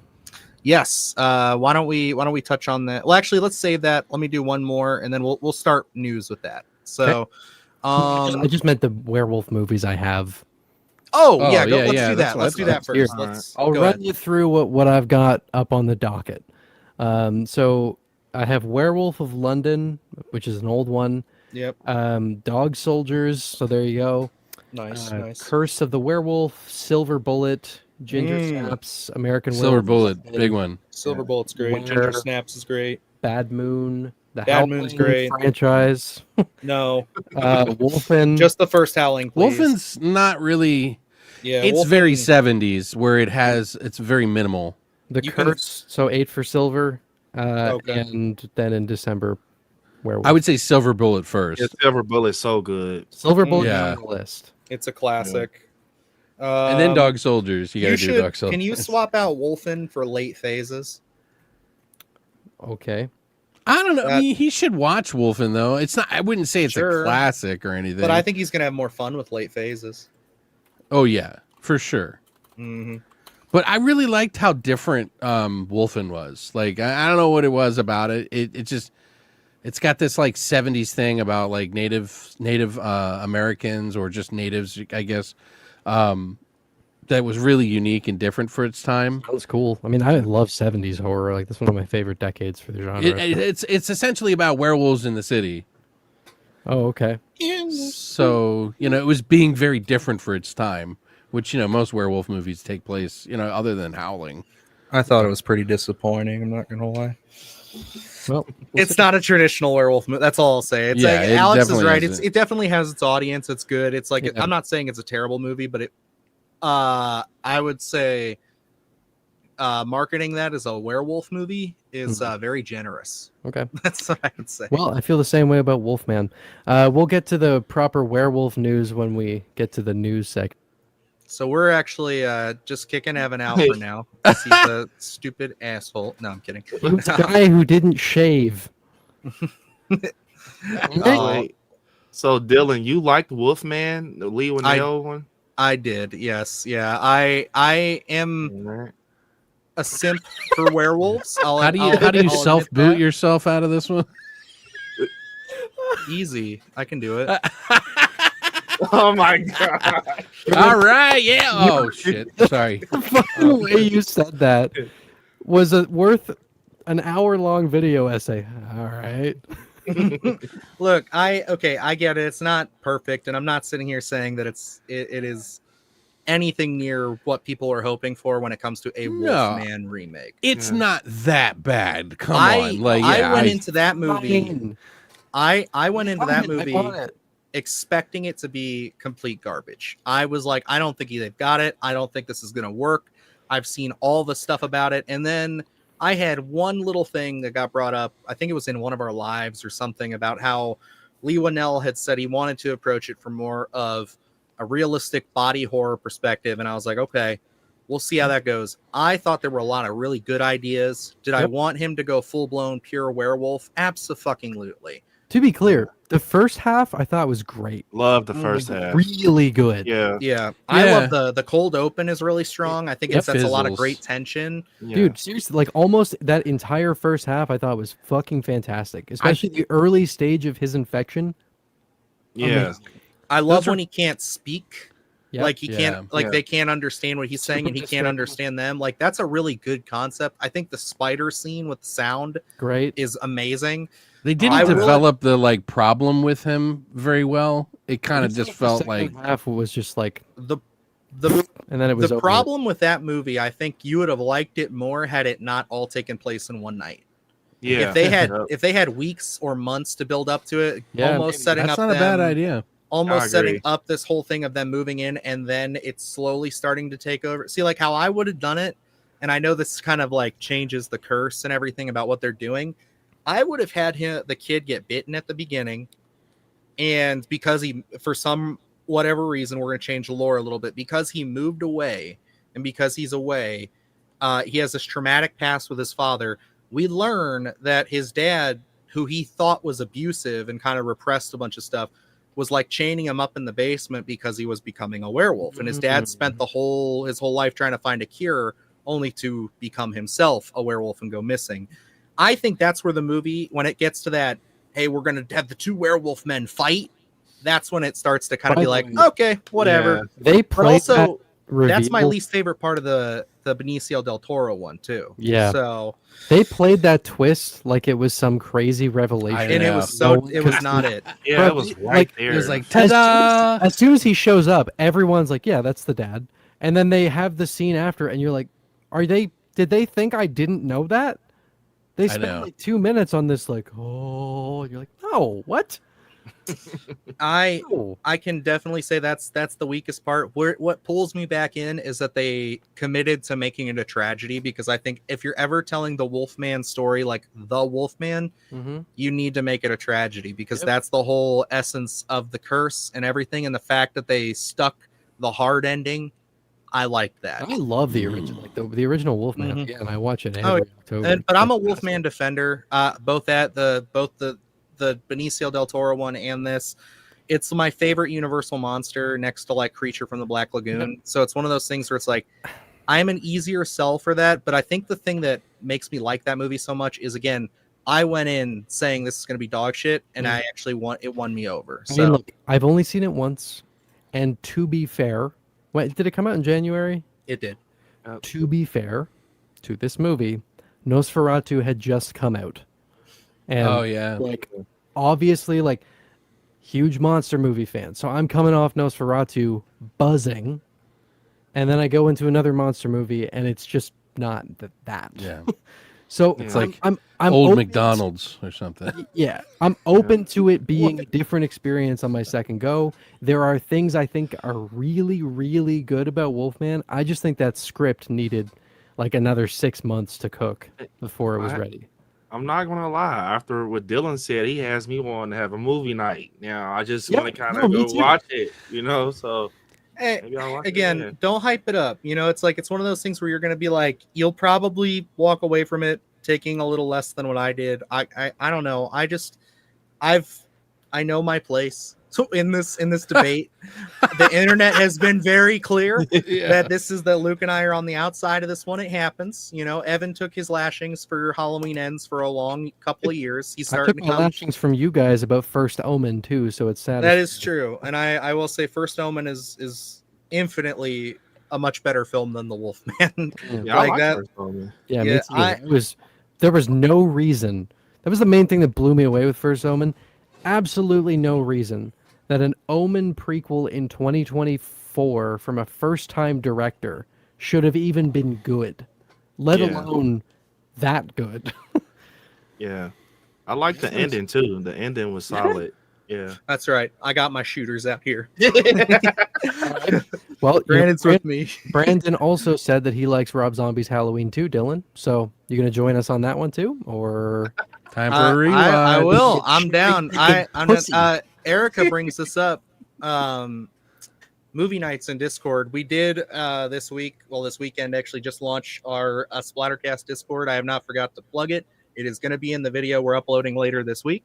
So that's going to be there, but we do have a Discord now. So Erica worked really hard on it, and it's kind of beautiful. I've been intimidated by it. Oh, you got someone working for it, damn. She put the whole thing together, and like, dude, it's amazing. Like, honestly, she is. Mine's like a broken down, like set one up, but it's taking me ages. Trolley. Dude, she did it in like a week. That super chat up, please. Yep. Thank you. Going right to it. I also love this guy's name, Tony Movie Chappie, District 9, Neil Blomkamp. I love it. First of all, thank you for the super chat. I did a video on the Black Christmas 2006 remake, so if you want like in-depth thoughts, you can check that out. I adore the original movie. I just thought the remake was like kind of a disjointed, like over the top. Like, it's fine if you just want to go to like a gory Christmas horror movie. It's perfectly fine. Like, it's great if you're just in like a gorehound mood and you want something that takes place on Christmas. Christmas slasher, it's fine. But like, it's, as a fan of the original movie, so much of what the 2006 version did feels like it's just completely antithetical to the point of that original. And I'm also not someone who thinks that you need to like just redo the original movie. Do something new. I just wasn't personally a fan of a lot of the creative decisions in the remake, but again, I have a full video on it, so I won't, him and haw about it too much here, but I get why people like it. Mm-hmm. I think it's just, it's different. That's what it is. I thought that was the 2016 one. But right. I would say the remake has grown on me over the years. I was a purist for a long time, just out of respect for Black Christmas and being like, oh, it's one of the first slashers. It really set the stage. But like, I actually think the remake has some redeeming qualities, some fun stuff, some interesting ideas. Sure. And it is very much it's a mid 2000s horror remake. It's got that same feeling that like a lot of the others do. And it's the Rob Zombie remake. That's what it is. It's a very good comparison. So do you guys like the movie P2, the Christmas horror P2? I have not seen it. It was on my list of stuff I should have watched. Yes. It's kind of like just P2. It's like Christmas horror. Wait, I need to look at the cover because I don't remember. Yeah, no, I'm not familiar. I'm pretty sure I've seen it. Oh, I love that movie, man. Especially around Christmas times. That's a pregame. I love Christmas. Oh yeah, Christmas. I own it. Yeah, I own it. Oh well, there you go. Let me see here. I gotta post this link here because I just remembered we're not in mine. Well, Erica's a mod on ours, so she can post all this stuff. Let me. So I think ultimately, like, you make a good point. It is something new and different from the original. I can respect that. I like new and original, but it doesn't mean that every new and original thing someone does is gonna work. You can try something new and be totally unique. It doesn't necessarily mean that it's gonna, be a success. I am glad that you like it, and I understand why so many people do. It's just, it's not it ain't for me. Like if I want a super gory Christmas slasher movie at this point, I'm gonna put on Christmas Bloody Christmas or Terrifier 3. Yeah. Yeah, and I'm gonna rock with those. Yeah. I was gonna say I don't have a spot for this, but I was hoping I could bring it up at some point because while we were sitting here waiting for people to, I was sitting here waiting for everybody to pop in. I started thinking about like, how do you watch the Terrifier movies now? Because like it's such a cross. Yeah. This is what I was thinking. I'm saying let's do like All Hallows Eve is like maybe a week before October. Start that like real early. Get just the taste. I say about midway through October, Terrifier 1. The week of the 31st, if not the 31st, Terrifier 2. November 1st, Terrifier 3. And then you can watch it again Thanksgiving and watch it again Christmas. So it's like, but I think that would be a nice segue into just the Art the Clown, like from Halloween into the Christmas season. Because, I mean, who doesn't, let's be real. They start selling Christmas stuff in the States here, like the end of October. So it's like, here I have stuff up already, Christmas stuff in stores around me. I just literally went to Hobby Lobby yesterday, and they legit have ornaments and Grinch trees up. I'm like, oh my god, it's crazy, man. This is crazy. They can't erase Halloween like that. But to be fair, they have been balancing it a little bit. I've noticed because we start getting like Halloween stuff in all the stores in like August. People buy a lot of Halloween stuff. They do. I think it's like the next out of like as far as yard ornaments go, it's like the next biggest holiday for that. Yeah. Like people go all out. You don't see anybody putting out a bunch of yard ornaments for Thanksgiving. Like I don't know. I would say like Labor Day is probably one of the bigger. I'm just kidding. you put stuff up for Labor Day? Yeah, it's sorry. I'm just being stupid. I don't know. I don't think Halloween's going to go anywhere. I think they'll be all right. It's just going to happen earlier. It's just going to be in July. It's going to be like, hey, let's get your Halloween on. Yeah. Well, then we already have because when's halfway to Halloween? Isn't that like June? Yeah, that's what I'm saying. Though. Yeah. April. Yep. May. It's like they've been doing because they've been doing They've been trying to make Christmas in July a thing since I was a kid. So like that's like Comedy Central used to play all the Christmas movies, all the Christmas comedies like for a week. It was random. But by the way, I was joking about it's got women in it, right? Because all of them do. Oh yeah. Nobody got it, but I thought it was funny. It's only the 2016 one because it's woke that's propaganda, that's Alex. true, yeah. So it's actually a terrible movie, but it's not woke propaganda. Brandon, how would you approach watching the Terrifier movies this season? Pretty much like what Dylan said. I watched them through the year. Oh yeah, any time of year. Who cares? Yeah, but like for like the season, pretty much what Dylan said. I think just bridge because after Halloween you got to have that little bridge to get you in the mood. So Terrifier 3 November 1st, Terrifier 2 October 30th, the first one in the beginning. I think that's perfect. Yeah. I have it laid out right now on because I have my list for every movie I'm watching. It's laid out a little differently, but I think I may actually adjust to match Dylan's thing a little closer. Yeah. Although I'm going to keep All Hallows Eve in the month, I think. It's like you could watch that the first week of October. All I'm saying is like, I think like have it. That's where it is. I would say like you could definitely do it. I only put it there just because it's like kind of like a nice way to pregame a little bit. Because I look at that as like it's one of those because David Howard Thornton's not art, so it's kind of like there's already a slight detachment you have there. So it's like but I think it is profoundly more of an important movie to the franchise after 3, considering all the callbacks. So it's like I think it's definitely important to watch it. I didn't know what to do for 3. My plan was just to wait till Christmas because you mentioned Thanksgiving. Thanksgiving in Canada is midway through October. That's right. It's not in November like it is for you guys. Wow. So like for me, I didn't even make that association. So it's October 13th this year. But yeah, I like the thought of watching it like at the start of November. I think that's a good idea. And then I'll save it for Christmas for the next watch. Chad AV, you are not the only one who does that. October, but definitely around this time of year, I do. November is when my dad always throws it on. Harry Potter and Lord of the Rings around November, December. I always go through both of those. Fantasy movies just work in the cold. I don't know Yeah. why, but like Lord of the Rings, Harry Potter, all that just works so well when it's cold out. I'm fairly I don't sure know. the memory of seeing Fellowship of the Ring for The the first Witcher time was is like a good, around. like at least that first season I love watching around Christmas time. Yeah. This was like around Christmas. I saw Fellowship of the Ring for the first time as a kid, and I remember finishing it and then like going outside and walking around in the fresh snow, and there were Christmas lights everywhere. So it's got that like warm, fuzzy association. It's kind of like they're trying to make Marvel movies like in like a Christmas thing now ever since No Way really? Home. They're putting Doomsday out during Christmas, I think, is they moved it to that, or no, it's Secret Wars or whatever that one's going to be called. And I'm just like, dude, like I don't know. I don't see Marvel movies are summer movies to me, as to where like Lord of the Rings, Harry Potter, stuff like that, that's all like that's all Christmas, colder Totally. months kind of stuff.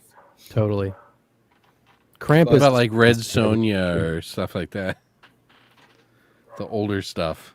When you say the fantasy movies. No one knows what you're Yeah, talking about, you old man. No, God. no, you know, kidding. you. That movie, dude, literally like that is wild how that movie just like came and went and nobody talked about it. Like that came out in theaters like what, a couple weeks ago? No, no, no. I'm talking about the original. Oh, okay. Well, they did a remake like 2 weeks ago. Yeah, no, yeah, I know about that one. But Red Sonja and the there's another one I can't think of. Oh, Conan the Barbarian, and those are all kind of like those fantasy movies.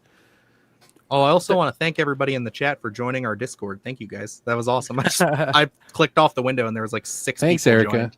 Thank you. Yes, Erica's I want to literally get set the up greatest. eventually. Just honestly, I told Erica I owe her money for this because it was too much work, but Yeah. You do. she's very kind and she may do it for you if you're a good guy. She's already got too much on her plate with yours.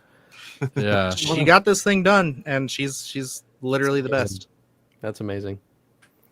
Okay, Dylan, how many topics do we have left? Or are we moving? I think on that's to fine. I think the honestly the Terrifier 3 thing I think works considering obviously Brandon's channel goes a lot into Terrifier. I think I watch maybe- every Terrifier video you put I up. do too. Like it's Appreciate it, guys. I love your Appreciate it. theories. Like you and Jake are the king of Terrifier theories. Like Appreciate you guys it. crush it.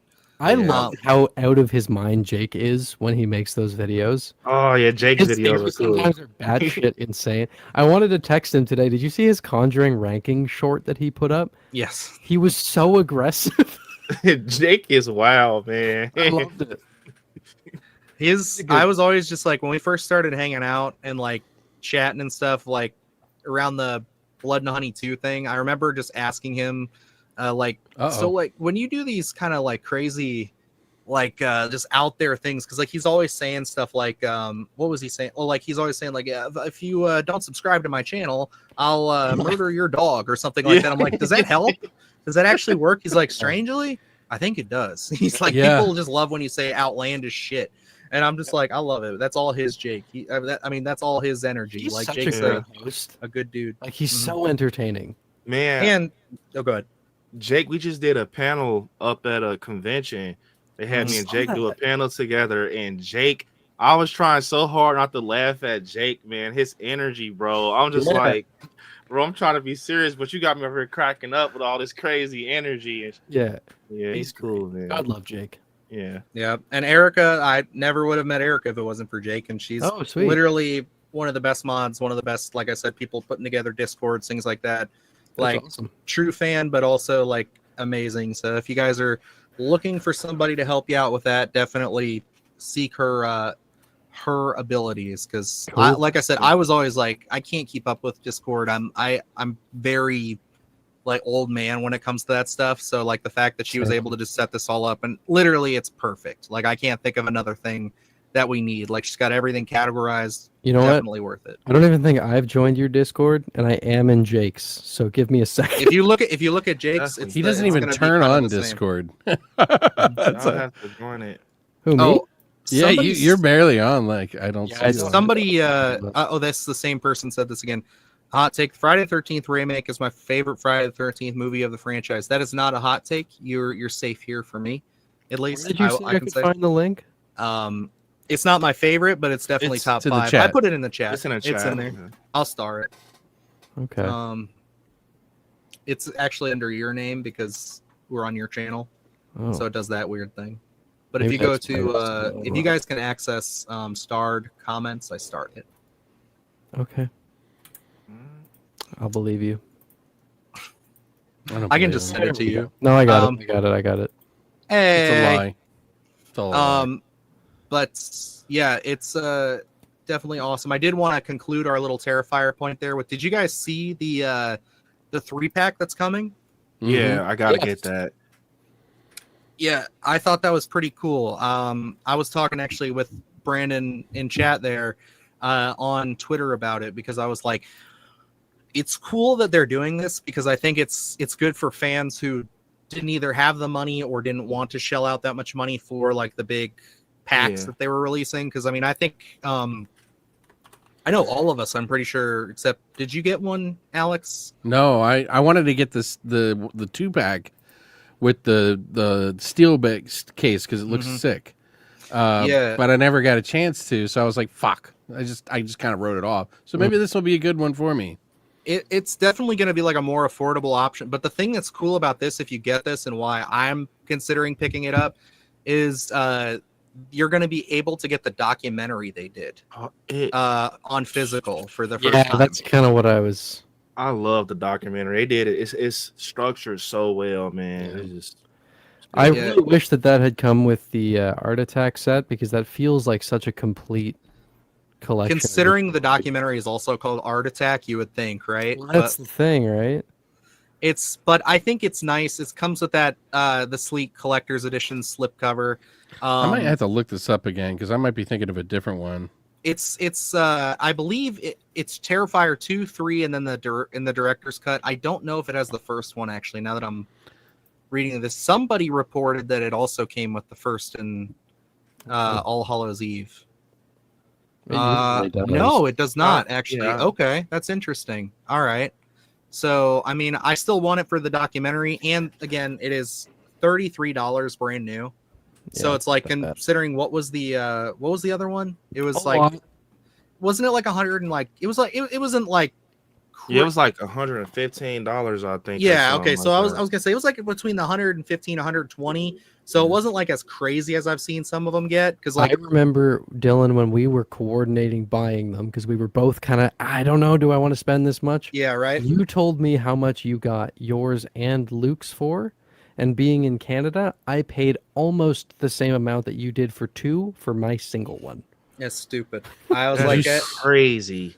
dude, Yeah, I've offered. I think it makes no difference now because of the whole tariffs and Probably custom not. situation. But I was gonna say, like, I have offered so many times for Evan to just like let me buy stuff and then just ship it to him because it'd probably be cheaper. Like, it just doesn't make Man. any sense. That is crazy. Man, I sent did I send a picture of this to you guys? I found Stalker, the Criterion, recently. Mhm. Yeah, it you was sent us $60 all your stuff. That's crazy, man. 60 for a single Criterion too. That's like normal here. By the way, did you guys see the 4K set that they're doing? For what? I don't know if it'll let me do it in the Is this thing. for Terrifier? Yeah, I put it in the chat, but I don't know if it worked. Send it to Facebook. I'll be able Okay. to upload it through there. That's just Hold on. easier on my I got end. you right now. Oh. Yeah, it looks pretty cool. Share with everybody just so they can see it. I like the Art Attack set so much. It is a beautiful set. Fourth As a collection. oh shit. Yeah, I just saw that, and I don't know. It says unavailable, but I don't know These if it look means. like the same. That is the Art Attack. That's Hold the on. slimmed down Give me a version of it. It looks cool though. I would get that. That's not. Yeah, you know, it's it's got that All Hallows Eve. It's got. yes. It's a 4-film set. Yeah. Yeah, that is I'm the fairly same sure that's the contents same as the. Is this by Umbrella though? It does. I see Umbrella. Yep. Is So then it? that's just the slimmed down version of it. Yeah, because there was the version that we got came with all the swag and stuff. This is the version that did not. So you could get this one at one point that had this. But I think most everybody got the one with all the swag and Yeah, I think everything. that's a yeah. It's the same. Yeah, I was gonna say mine's back I don't there. think it so- comes with the slip covers though. I Nah, love these slip covers, man. That's what the Blu-ray cover for Terrifier 3 should have been the whole time. Oh yeah. Yeah.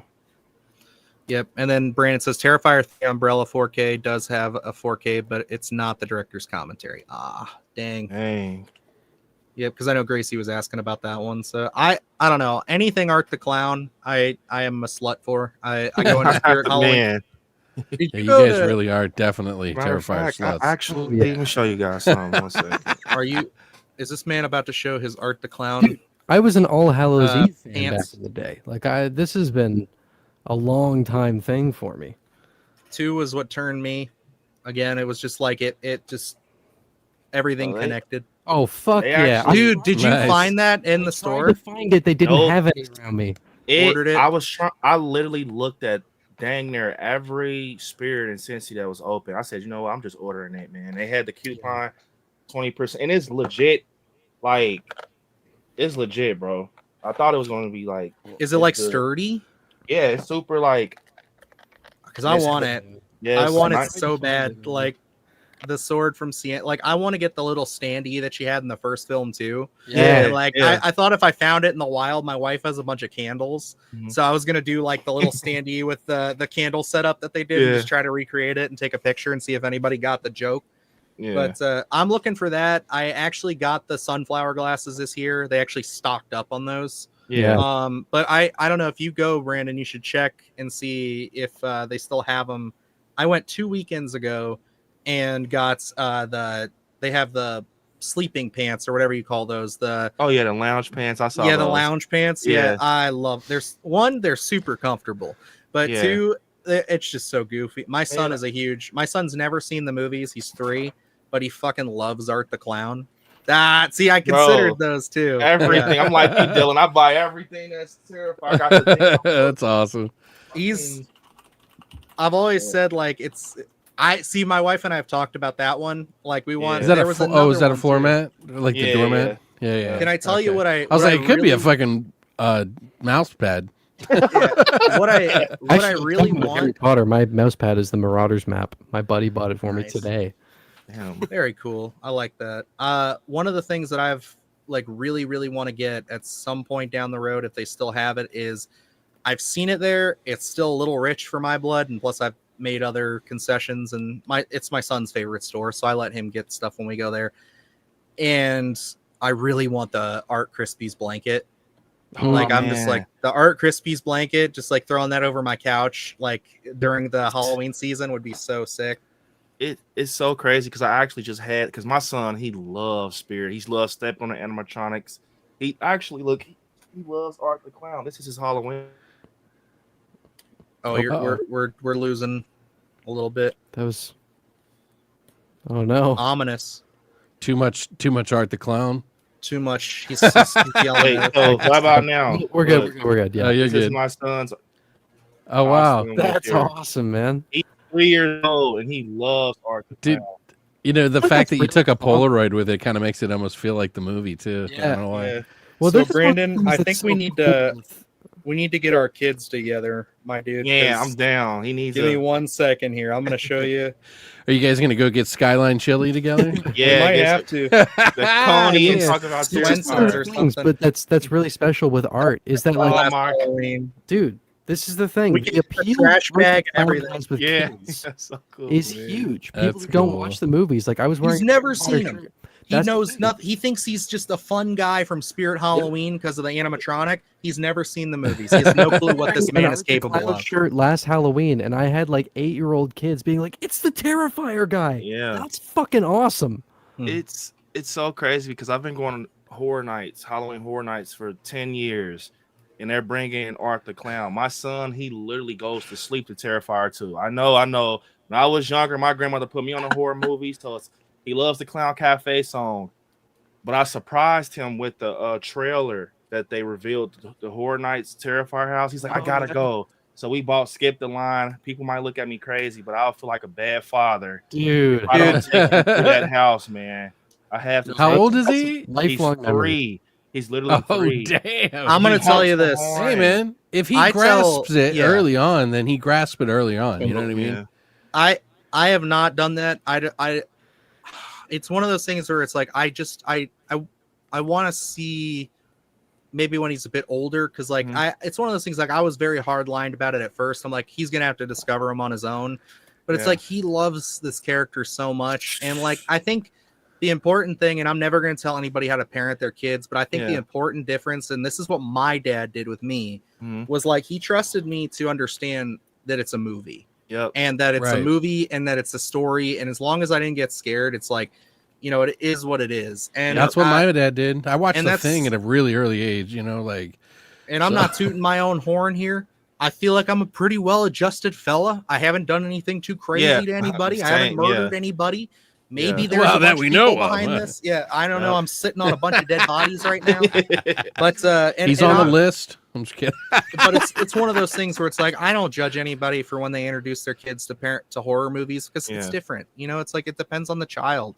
And because I was growing up watching Jaws, and then quickly fell into like Creep Show and Halloween and everything. It's like, you know, it's just what it is. And again. And some of your favorite movies that scared you as a kid are probably the ones, you know what I mean? Like, absolutely. Those are the ones that impact me the most, is the ones that like terrified me, like and literally. I brought this up on a stream recently too, where it's like it's funny because like I can watch serial killer stuff, I could watch slashers, monsters for the most part. Nothing scared me until I got to like Tim Curry's Pennywise and Warwick Davis's Leprechaun. Terrified the fuck out of me. Oh, and and Chucky, Child's Play scared me a little bit too. But it was all the little guys. They terrified me. When I was in the theater for Conjuring Last Rites, I think there was a pretty young kid who was like really scared. I could hear it, like on the verge of tears, scared. And it was like I literally heard them be like, I can't do this. But like in my head, I'm like, either this kid is never going to watch a horror movie again in their life, or we just got another lifelong horror fan. Yeah. Right. Oh, definitely. Either way. Dude, that's what I think. Like, if Brandon and I ever meet in person at like a convention or something, or just in general, got to bring the kids together. We'll both dress them up as Art the Clown. They'll have no idea, and they'll both run into each other like, oh my God, it's another one. Yep. Man, at first sight, they know what's up. Honk the horn, all that. Absolutely. It's great, because even like Luke's daughter is like super into Art the Clown.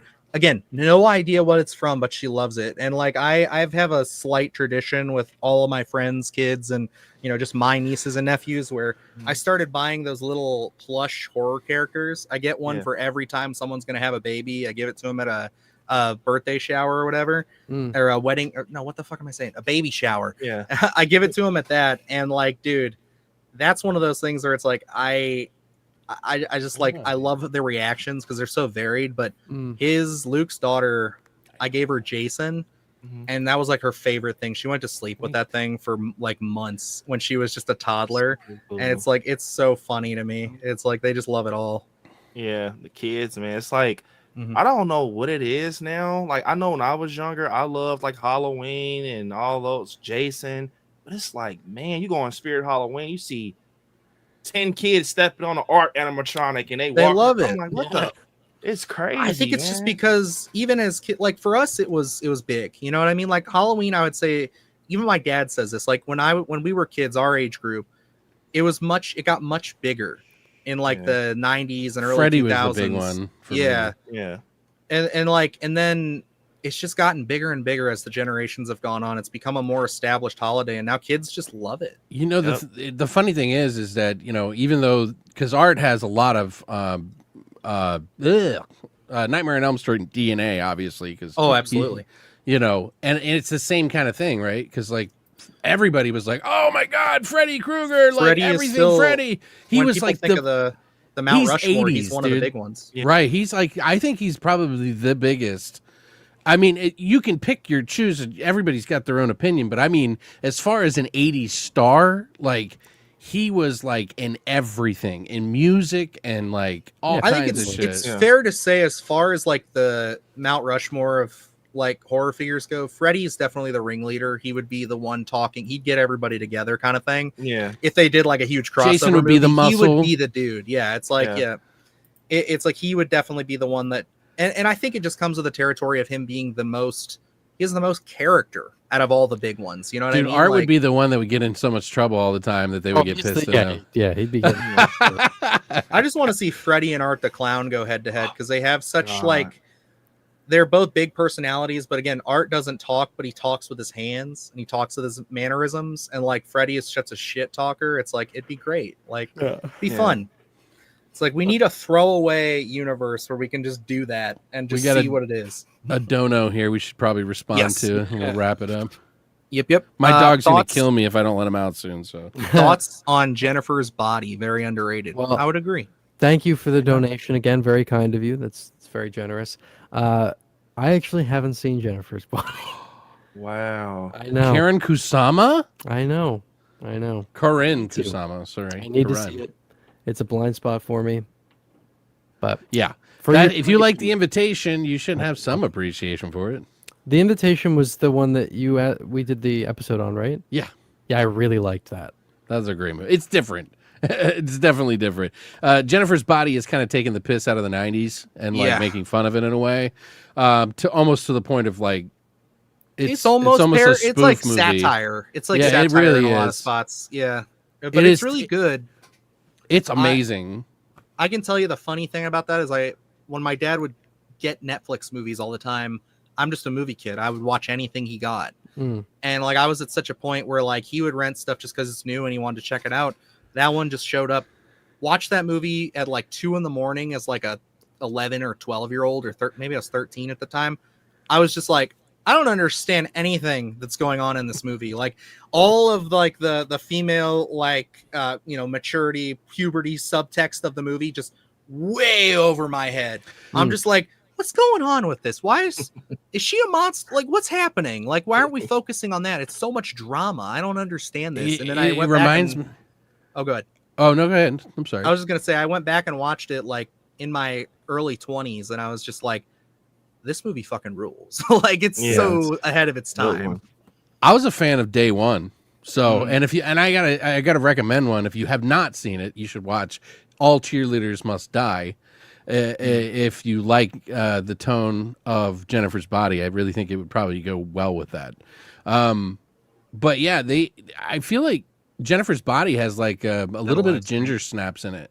Oh, absolutely. You could literally put both those movies on like a double bill. They would work so well together. I think those three movies in general would be really good. Mhm. Like it is definitely got, the Power Girls, you got all three of them. Like it's really, they're all really good. If you've never seen All Cheerleaders Must Die, you got to see that movie. I've not seen that. I will check it out based off your If you like recommendation. Jennifer's Body, totally watch it. It's not going to be as good. It's just good. I think like again, Jennifer's Body and Ginger Snaps. That's a perfect combo I right love there. Ginger Snaps. It's a really well done werewolf flick. That's one Yep. that's like I think Evan will really fuck with that movie I'm because of looking forward to its take and it's just it's different. It's fresh. It feels Yeah. unique. Shout out Nightmare. Nightmare Files, fellow creator. Yeah. Yes, I was Nightmare gonna say. Files. You think it's underrated? Dead Alive, man. I think that's like one of the biggest movies ever for me. Dude, nobody, It's my favorite movie of all you're gonna be time. shocked. Literally, Not enough people have seen that movie because it's not widely available. when the 4K comes out, I'm gonna jump out a When that window. Bad Taste and Meet the Feebles all finally hit, and it's like that's gonna be a heavy day in the pocketbook for you, boy. Dude, I don't care. I'm gonna go broke. I'll go out and start, doing what I have to do on the street. Like I'll have to do whatever. Understood, Erica. We also love Megan Fox. Handle my I saw business. Jennifer's Body in Iraq. Interesting. Yeah. Definitely, Yeah. probably In one of those Iraq? movies. It's like That's crazy. I bet you all the guys loved it though. I bet you I'm- everyone on the base Dude, loved it. I bet you that was one of those ones where it's like everybody's going into it, like especially dudes who like don't like Nightmare Files. Get it. Exactly. He likes horror, he likes movies, but like Yeah. people who just aren't into that were probably like, oh, it's gonna be so hot, Megan Fox, and then it just turns into like this huge like commentary on just feminism and and female puberty and stuff like that, and all these other things that just these little taboo topics no one talks about. And My it's just friend like, used to send me videos from Iraq, and they would have like the weirdest like fucking shit that they would do, like songs and stuff that you would not expect. Like I don't know.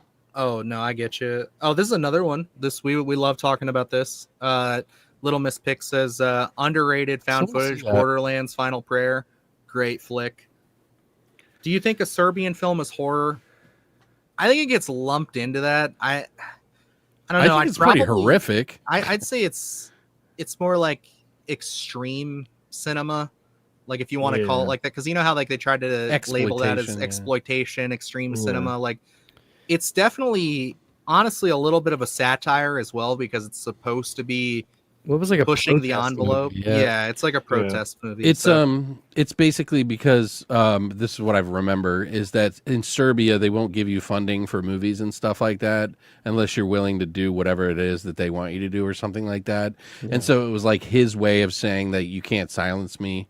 Yeah, I'll make whatever the fuck movie I want to make, kind of thing. I think that's what along the lines it was. I think it's the tax incentives that's what they hold up, because that's what they can. Because like a lot of movies, especially in Ohio, are made with like in Cleveland, they made Superman here because we have a really like decent tax structure for films. We want them to come here and stimulate the economy. So it's like anymore. They really like push hard for that. So it's like I think Serbia, that's probably what they were going against, if I remember correctly. I've seen that movie too many times and it's only been like twice. So yeah, there was like, something about like you had to make a specific type of film in Serbia or they wouldn't even suggest, they wouldn't even acknowledge your existence. So he went like full bore with it somehow. I don't know, but the documentary is coming out soon, so I guess we'll all know by then. I am curious about like an extra uncut version of it or something like that. Please no. Yeah, I don't. There's nothing more you could uncut. Like the uncut version shows all. It's all from the baby's perspective. You know? Fuck that.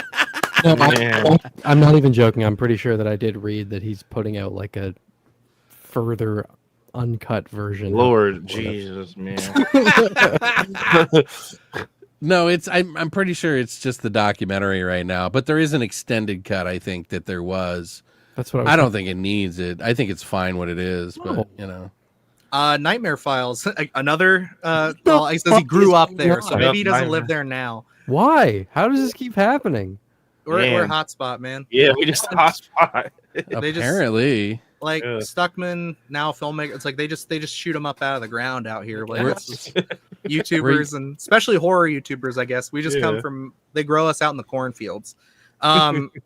But like it, I'm actually. You don't might want to honest, say. I grew up in Akron and I live in Barberton now, but I just say Cleveland because when I say Akron, nobody knows what the fuck I'm talking about. So Cleveland's easier to say. So I'm about 30 minutes outside of Cleveland. I always have to remember that when it says on my YouTube channel that there's someone signed in to my YouTube account through StreamYard from Akron, I'm like, okay, that's Dylan. That's me. Not a hacker. Dylan has my account, not someone else. One of these days, I'm gonna get on StreamYard and it's gonna be like it's all locked up. Somebody took away some permissions, and it's gonna be like I gotta call Evan and be like, Nightmare, where do you live now? So maybe you'll be near me, and I can have a friend one day. There might be a. What else is there to do in Ohio? I mean, we chase the grass man. We look for the frog man, and we pay our respects to the corn, and that's what we do here. We make YouTube videos. Yeah, that's what Dylan said, man. Alabama, okay. I'm up here singing with the sirens. That's about it. I got a buddy who writes out there in Alabama, or no, is he Tennessee or Alabama? One of the two. Shit. Yeah, it's a wild time. It's never a boring place. Seems I don't like know. Well, It's I'm looking forward to going soon. I want to be really ambitious and hope that maybe one day if we like ever get a big enough following and like there's enough of us where I want to get a bunch of like horror creators from YouTube who are also filmmakers from Ohio, and I want to take that phrase like stuck in Ohio or something and like make a horror movie anthology. That'd be awesome. Just all That would taking be place in crazy. different parts of Really? Ohio from people who produce it, just real grassroots, put it on Tubi kind of stuff. Like I want that to be like that, just going over all different weird shit that we've all grown up with and have these little weird crossovers. So there you go. Ohio, that would be a great title, especially if we could build a nice acronym for it. Ohio. Mhm. Yeah. I would do it literal, like stuck. Like people are melting into the ground and can't go anywhere. It's a body horror film. Yeah, totally. I don't know. I feel like we'd have to do some. I know they weren't all in Ohio, but I know a majority of those killer clown things were in Ohio when that trend was going on. Oh yeah, it was Yeah, Pennsylvania I too. actually, I seen because I was probably about 16 when that happened. I was Same. coming. What's up, Johnny? I was coming home from a friend's house on the west side of Cincinnati, and it was legit clowns at the red light. Like got out the car and they're like dancing. I was like, it was like 2 a.m. I'm like, yeah, I'm tripping right now. But it was You're like, no, not this shit. Yeah, Isn't there a documentary on those clowns though that were when they were doing that or something like that, or is it a movie? I don't remember. I think it was I think a YouTube. You know what I'm talking about, Yeah. right? Like, Yeah, I think it was YouTube that it. because that was like a weird like thing going on. Like it was just like, everywhere. Like it was Yeah. it was a trend. It was one of those like early, like I don't even want to say like early internet, but like I don't know, something in the water happened in 2016 where it's like suddenly the internet got real weird with shit, and that's when that stuff started. Like the clowns, we thought that was the peak. Now we're here. You know, so it's like, oh, it's wild. That's crazy, man. C's did it. Oh, okay.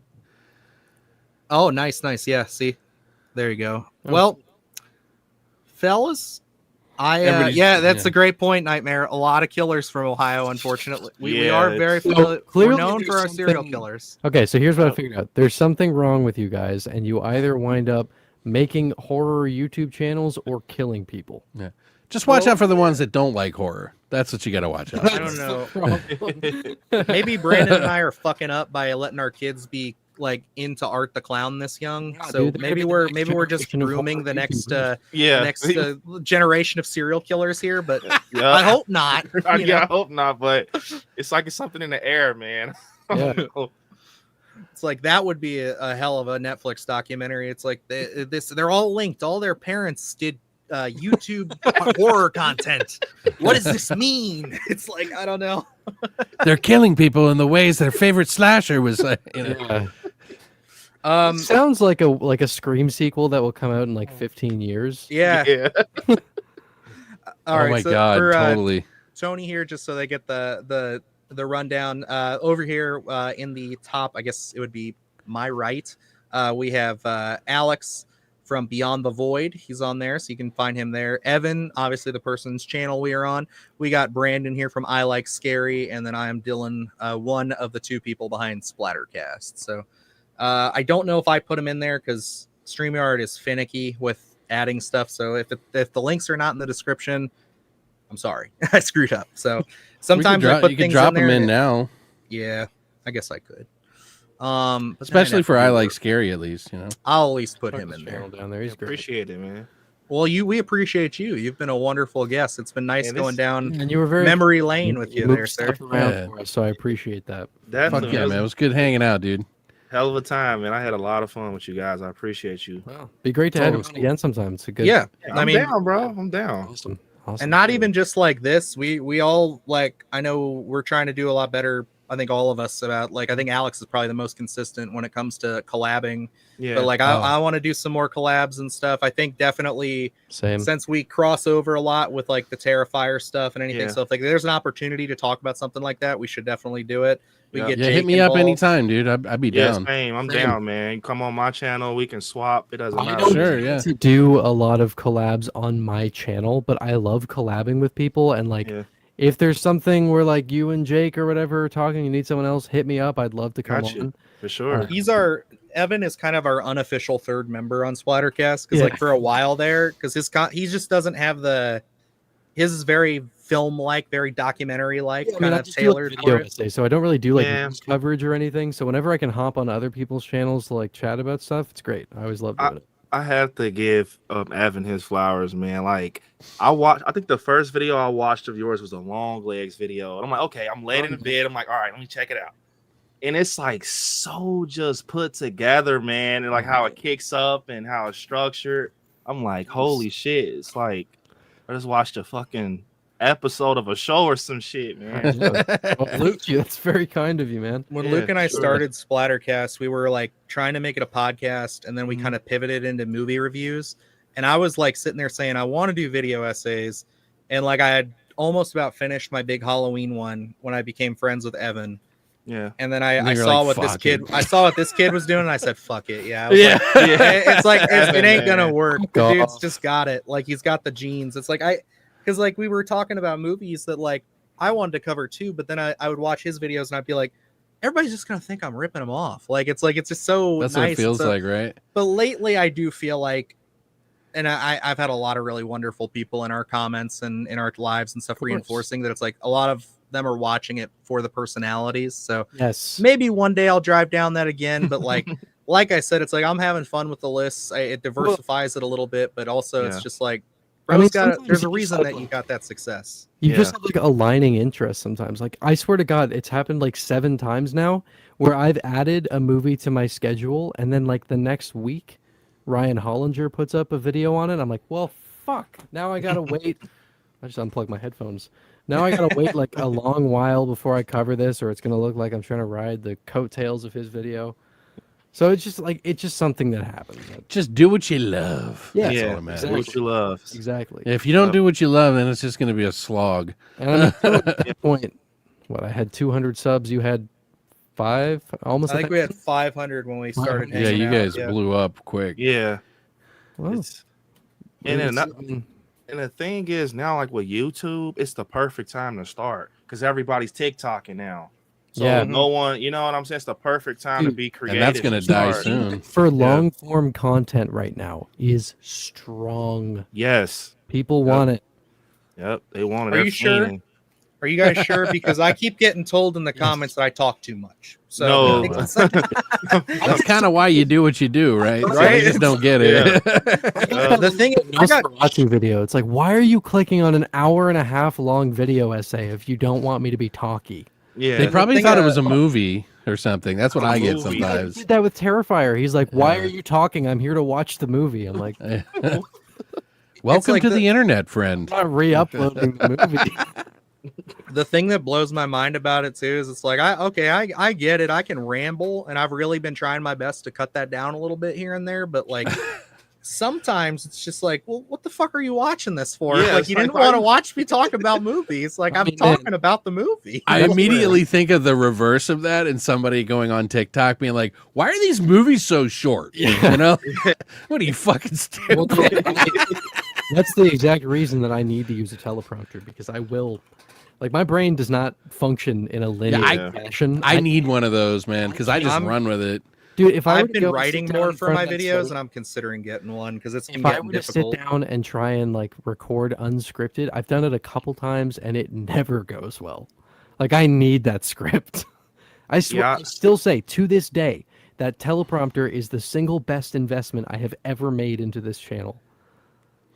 You know what's so never funny, thought Evan, of is that when I came from doing a podcast, Yeah. I would literally write my reviews. Everything else would be all random, but I would write my reviews. I would add little bits in every now and then, but I would write the entire thing down. I have like just years of me writing Yep. scripts. And then when I came to YouTube, I was like, I can't read and keep, because my videos were like an hour long. Yeah. And I was like, what's going on? I'm not going to edit that shit. You know what I mean? So, Well, I mean, my process before I got it was I would type the scripts out, I would print them, and then I would like read a line, I would try to internalize it, and then turn to the camera and then say the line, and then look back at the paper and read it. right. I was doing that for like too long, and I think it was when I was doing the Halloween Ends video, because I was like, this is so long Yeah. that there's zero chance I'm going to be able to get through this if I record it like that. So I bought the teleprompter for that video. But yeah, it's a great investment to make if you're wanting to get into this kind of thing. Yeah. I use my teleprompter religiously, and I would, because my videos are generally 5,000 to 7,000 words. I'm not getting that off the top of my head. Yeah. No way. That's just weird. My videos are 5,000 to 7,000 words. That's generally where they are. The Nosferatu Mine are words. The Nosferatu one was insane. It was like almost 30,000 words. I remember that was one of your biggest ones. Yeah. And for whatever reason, I didn't think it was going to be very long. I thought that would be like a 40-minute video at the top. I That's was gonna say through the crazy. last year, your shit's just kind of been like climbing. It like Yeah. you were just at one point we were like, you're just making mini documentaries right now, brother. They're just Like, getting like, and it happens every time. Like when I was going into Saint Maud, I'm like, okay, this is an hour and a half long video. I won't have that much to say about Saint Maud. Script is 7,500 words. The video is going to be fucking long again. I can't keep doing this. I can't. Like I've been not uploading weekly as consistently just because these scripts keep getting longer, and I'm trying to just let the videos come out when they're done instead of worrying too much. Because like for so long it was like has to be out every Monday, and then if it's not, I have to crunch to get it out on Monday. Right. we're trying like one big list video every Friday now, but like even then I find that it's like I think Life the happens. biggest thing right now it does. But like I think the thing that happens like for us now is, and it's beneficial because we have the Patreon, and the Patreon's been doing really well, is like as long as I get the uncensored one done, it's like I feel like people understand that like I'm at the mercy of YouTube when it comes to censoring. I have to go through, let it sit there for a night or two and do it. Like it sucks because like sometimes the thing that I hate is like I'll go to bed and I'll have a green check and then it'll be ready to go for like 3 p.m. on Friday, and then I wake up and after a couple hours, oh, yellow limited ads. Sorry, we did another automated scan or whatever. It's Isn't like, that fun? dude, I never have that problem, like ever. I've had 2 videos get age restricted. One of them I had it removed. The other one is still age restricted. But copyright stuff is why, literally the reason that I have a week-long buffer between when my videos are done and when they go out is so I have the time to fight the copyright dispute. Which This is totally fun for everybody watching, I'm sure. yeah, I'm sorry. Yeah, They're probably, what is going on? This is their favorite subject outside of horror. we have some creators in there. Some people can Yeah, no, that's sympathize. true. Yeah. Something I think I should say. I think YouTube should be more helpful in that regard. I think they should be more like defend for people who do movie reviews, which are plentiful on YouTube. I think man. after you win like 50 copyright claims, maybe there should be a different process. Yeah, I mean that's what I'm saying. Like there should be like a hey, by the way, I don't know if you knew this, labels and companies, but people do reviews, and maybe you shouldn't be so hard headed about it. Maybe you should just say, well, we'll let them go if it's an actual review, and then have your own. I will say, I've only had once where I had to bring it further than a standard appeal. Gracie gets it. Only one time. I mean, Gracie probably is in the same camp as you, Evan, because like she does huge, Yeah. very long dissertations, very long essay style videos. So like, Yeah, that's her why. stuff is constantly probably getting the same attacks that true. you are, because like Oh, we just totally. started doing that. Like, and to be fair, this last video was the first time it's been like out of hand, ridiculous. Yep. And I think a lot of that just is because I was talking about Cannibal Holocaust as one of the picks. Mm. And like notoriously that film has been like beaten up so hard on YouTube by censors. So it's like I think that plays a role into it. Sure. When you talk about certain movies, it's like YouTube's algorithm is just like designed to say nip the bud in that real quick. just Who have to know fucking how to- knows though? Because like I've seen people do it and not have a single problem. You just Yeah. have to know how to word, like you have to get really good at dancing around certain things when you're talking about movies like that. If you don't want to get dinged for, like when I was doing the Martyrs video, like there are certain things where you have to like just be really cautious about how you phrase it. Mhm. That Yep, sucks. I know It's- it does. I hate it. Yeah, it's bad, man. I just like Dylan said, you get the yellow. It's like, man, bro, what is going on? What did I do? I'm just like, Can what I- did I show? Can I offer just I know you guys are bigger channels, but I never really have this issue, probably because I don't use as much video as you guys. You guys seem to have like more documentary style, like videos do really well. I'm trying to follow that lead, by the way. But what I've been doing is just flipping the video. Literally flipping the I've video. seen people do similar things to that. And then either zooming in or, clipping it every 5 seconds. Yeah. So the thing with that, it works, but the way that I think about it is that what that's doing It looks is that bad. it's just dodging YouTube's content ID system, and it's not actually protecting you from like a studio coming down the line and manually claiming your video. So I would rather fight the dispute before the video even goes live, so that I've already gone through the process and not just tried to avoid getting dinged automatically. But isn't it still like you're talking about a movie. It's not like you're just you're not watching it. No, of course, but like it doesn't matter. Like someone could come along and claim the video still, or Content ID could Yeah. run again down the line, and you'll get dinged for it. I would rather just like face tank the problem and deal with it at the start, so that I don't have to worry about it down the future. Well, I just wonder how much of it is actual people and how much of it is all computer. I think a good majority of it's is bots because like When you do appeals, I have found that it's always people. Right. appeals are for sure because they have to have somebody manually review it. Which is what I do usually every time. I do appeals every time. I only had that not work once. I had to send a counter notification, and that was really stressful. But also, I don't know if I ever mentioned this publicly, Michael Filippo was helpful with that. He helped me get that claim nice. on the Talk to Me video, so thanks, dude. Yeah, I mean, even the pre-interview that we did with them, where we were just bullshitting for a couple of minutes before our interview started, like they were very upfront and like honest and like very giving about YouTube advice and stuff, and being like, I would say shoot your shot if you're ever curious, like Evan did. You never know. Like some of these people, they don't forget their roots. Like, and I think that's so admirable. Like I love that. And yeah, let me see here. And then we'll wrap up because I know we're trying to get. I just want to see. A lot of my early videos were so raw. I had no idea what I was doing. I received multiple guidelines for. Yeah, That's well, how it especially the is. kind of stuff that you're talking about. That's too, like, crazy, I'm not crazy. surprised. The fuck? Yeah. No, Cherry Falls makes sense because I think that's under. Let me know, Gracie. Is that Shout Factory or Scream? Is that Shout Factory who's doing that? Because I've noticed if a movie gets picked up and put out by Shout Factory, the bots for that are really aggressive. Here's one that I will mention Yeah. for any aspiring creators out there. I want to mention this because Dr. Wolfula was just posting about having to deal with them. I recently had to deal with them, and I know Dylan had to deal with them. Someone called Lasso Group.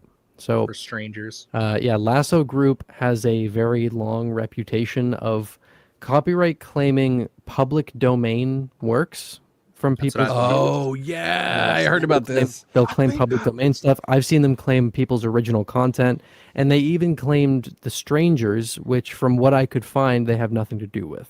I heard about that. Yeah. So they are very aggressive with it. And Yeah. Or also, scam artists. they got want me- videos to stay up so that they get ad revenue off of it. I had to fight really hard to get them to back off of my Strangers video. It's crazy because I did a strangers. It was a video I did for the strangers. It wasn't my review. I think it was just like a speculation or a theory I had, and yep, it was them. Now that I think about it, Yeah, they're pretty notorious for it. So I sad. yeah, I know. It's just so manipulative, and somebody should figure that out. The thing that I think helps This though is is like over 10 years they've been if doing they it. hit a bunch of us, it helps because like Evan always fights his copyright claims. I use his same formula. Like I don't know if you want me to publicize this, but Evan kind of took it upon himself earlier. Was it this year or late last year? I don't remember. But think like it was he last wrote a year. whole document that's like basically a checklist for how to do this. And every single time I filled that out, I have always had my shit lifted. I gave it to Ken from Sledgehammer as well, and it worked fine. yeah, I genuinely smart think guy. you need to Yeah. make that a public document and just give it to all creators. Because, like, I swear to God, I gave that to Slashers and Suits, and it helped him too. Mhm. So it's one of those things where it's like, Alright. I just said, Evan You can send it figured to this thing YouTube out. if you want. Yeah, please, because I deal with that. It's literally Yeah. just like I have a template. You should put Yeah. it in your Discord. You I should just put a paste link to it. into every appeal that I'm filing, and then I'll fill in like the relevant information for the specific video. Yeah, I've been using it, and I've had probably close to 100 claims won now. Like for the past year, I've been That's fighting. crazy. It's Wow, that annoying. is It just insane. should stop. Like I know. it's like you got other things to do. You don't need to be dealing with that. Yeah, it's Yeah. like To answer Evan's question here, like as far as any patterns go, I would say the biggest thing for me is it depends on the subjects you're tackling when it comes to the movies, or like just what the movie is in general. Because when it comes to copyright, I should say, because certain studios don't give a shit. Like there's some Yeah. that just like they will let you put stuff up. But like Gracie just confirmed that was Shout Factory. If you are covering a film and you know that it's been picked up by like a boutique brand, be prepared to fight it. Because well, I guess they I'll will, find out. I got Deathstalker. Yeah. Well, I think that's different. I think if you're reviewing a new movie, that's like she's doing an essay. So it's like if you're doing that, they're way more aggressive about it. Because yeah, Cherry Falls, like you would think, I'm totally safe. That's such a niche underground movie, but no, because they own it, they're going to fight it. And I see what you're saying. And if you reach out to them, especially like Shout Factory, it's not malicious.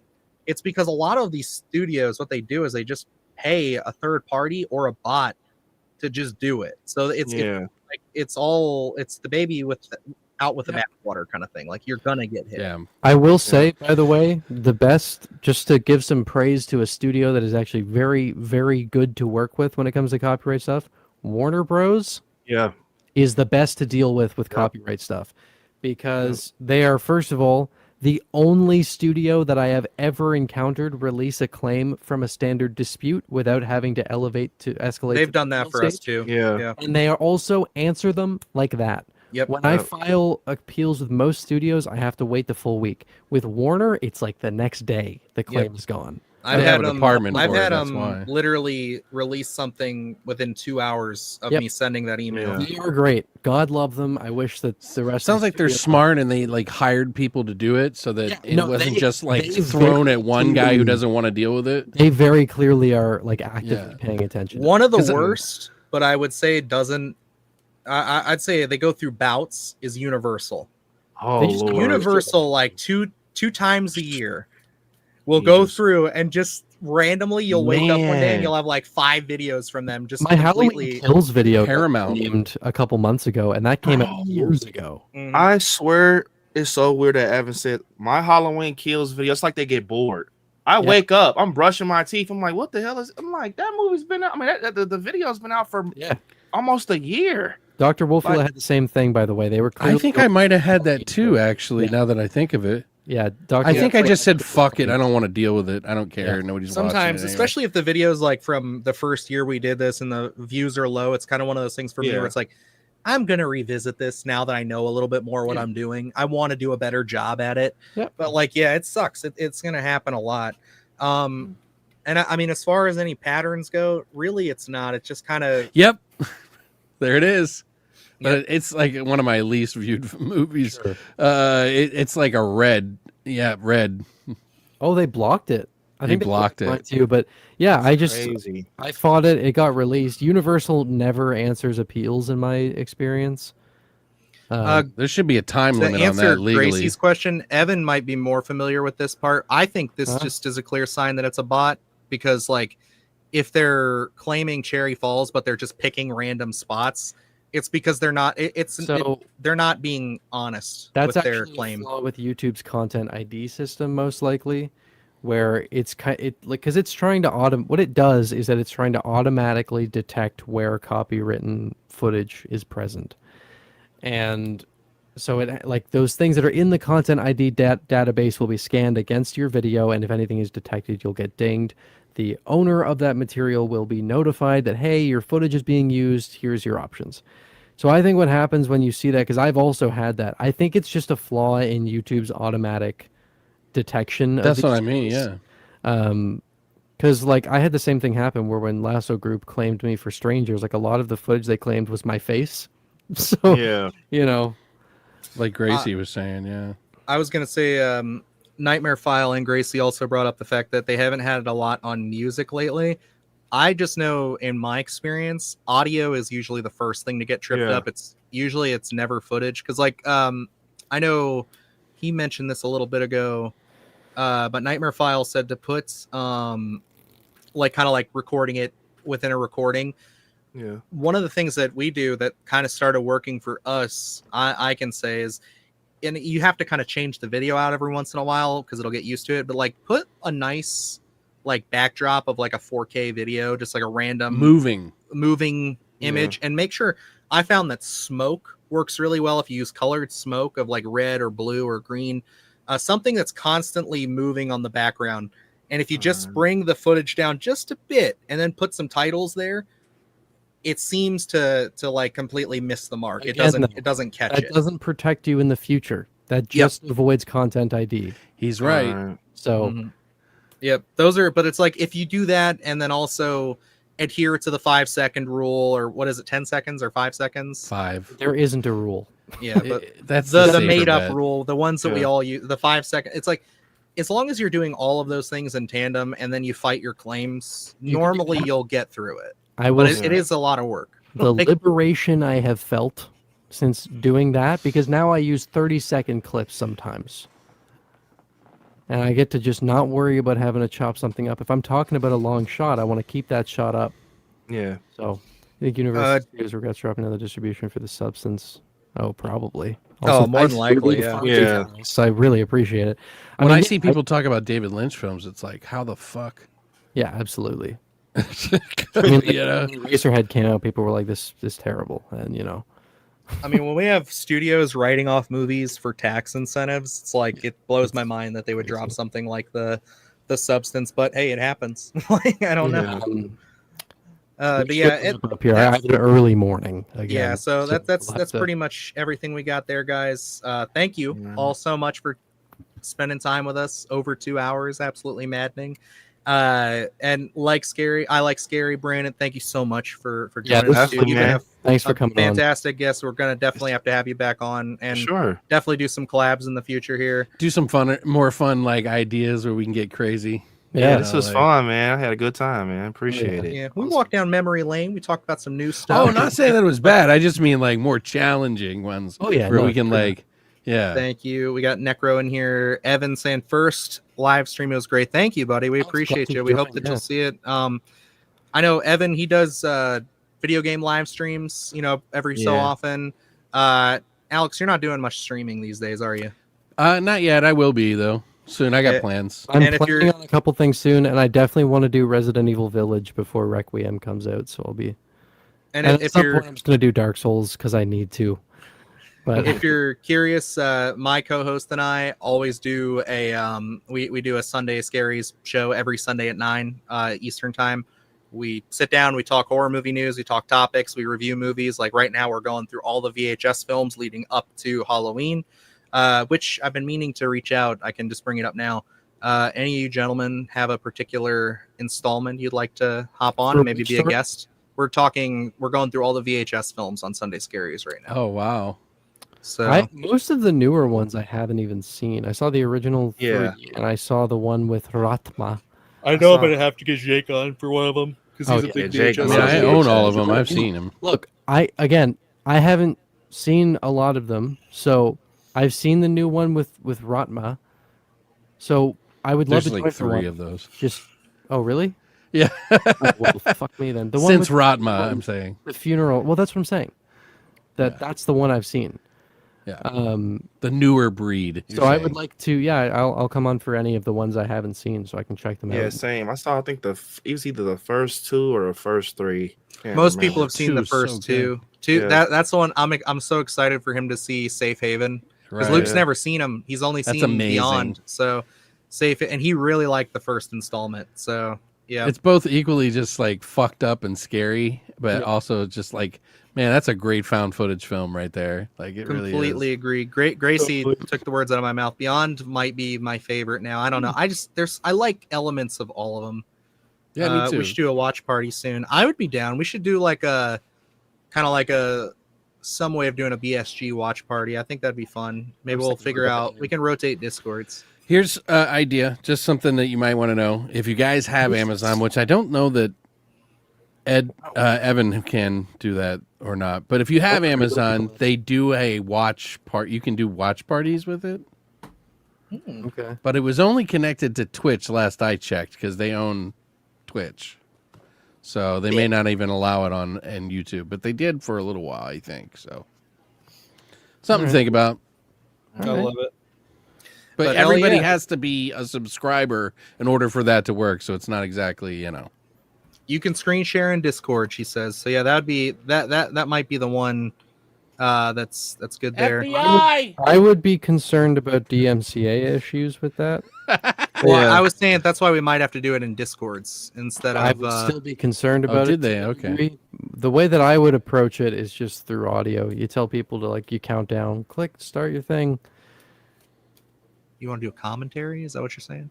I'm saying it's safer than live streaming a movie. Are which you is are you really not a bad illegal. enough dude to live stream No, collab. I just- Oh, They hold, don't- hold on. they don't FBI's get here. fucked up. you wouldn't download a car, would you, Evan? Copyright stuff makes me so goddamn paranoid. When I had to file that fucking counter notification, it was like the scariest 2 weeks ever. Because I'm like, I'm either gonna get no email today, or I'm gonna get an email telling me I'm getting sued. So Well, I just as long as you don't have any active violations, we can all take one for the team, right? Come on, guys. Let's go. That's really funny, Dylan. I love that. I want that. I can hear the music in my head now, like Right? If you watch gang. DVDs in the mid 2000s, you couldn't have like not seen that ad. It's Yeah. I saw somebody on TikTok Shop had a T-shirt that had that on there. It was the same font and everything. You wouldn't download a car. It's like, yeah, I would. Also, Nightmare Files says they are down to collab as well. So maybe Yeah, we I should just have followed them Nightmare on Files Instagram, on for a desk That'd be for fun. a guest here in the future. that'd be cool. That'd I've be watched fun. Nightmare Files videos for a long time, so that'd be fun. I know. I have Yep. definitely, but I don't know if I'm subscribed. So Yeah. I'll subscribe. I'm He does good videos. I subscribed a while, like literally just before he started randomly popping up on our streams, and I was just like, "This is an honor," because like, yeah, it's one of those things where it's like you just, because of the stuff we all are in, I guess, you just kind of just fall into that style of film, and with it being essay stuff and everything, it's great. So, Yep. Yeah. alrighty, folks. Well, that's gonna wrap it up here. Brandon, if you want to hang out for a second as we wrap up the stream here, just so we can all say goodbye and stuff. So, Yeah. alrighty. Well, thank you. We appreciate y'all. We'll be back here in 2 weeks, tentatively. Got to see how things are going with Fantastic Fest. I'm pretty sure we'll be fine, but we'll make sure to post something beforehand. So We'll force them. If you aren't, I mean, I also am gonna have a pretty big video I have to be editing soon, so we'll make yeah. it. Just having to do with what I'm doing this weekend. It's gonna be fun. Are we doing our rounds? Is that what we're doing right now? I apologize.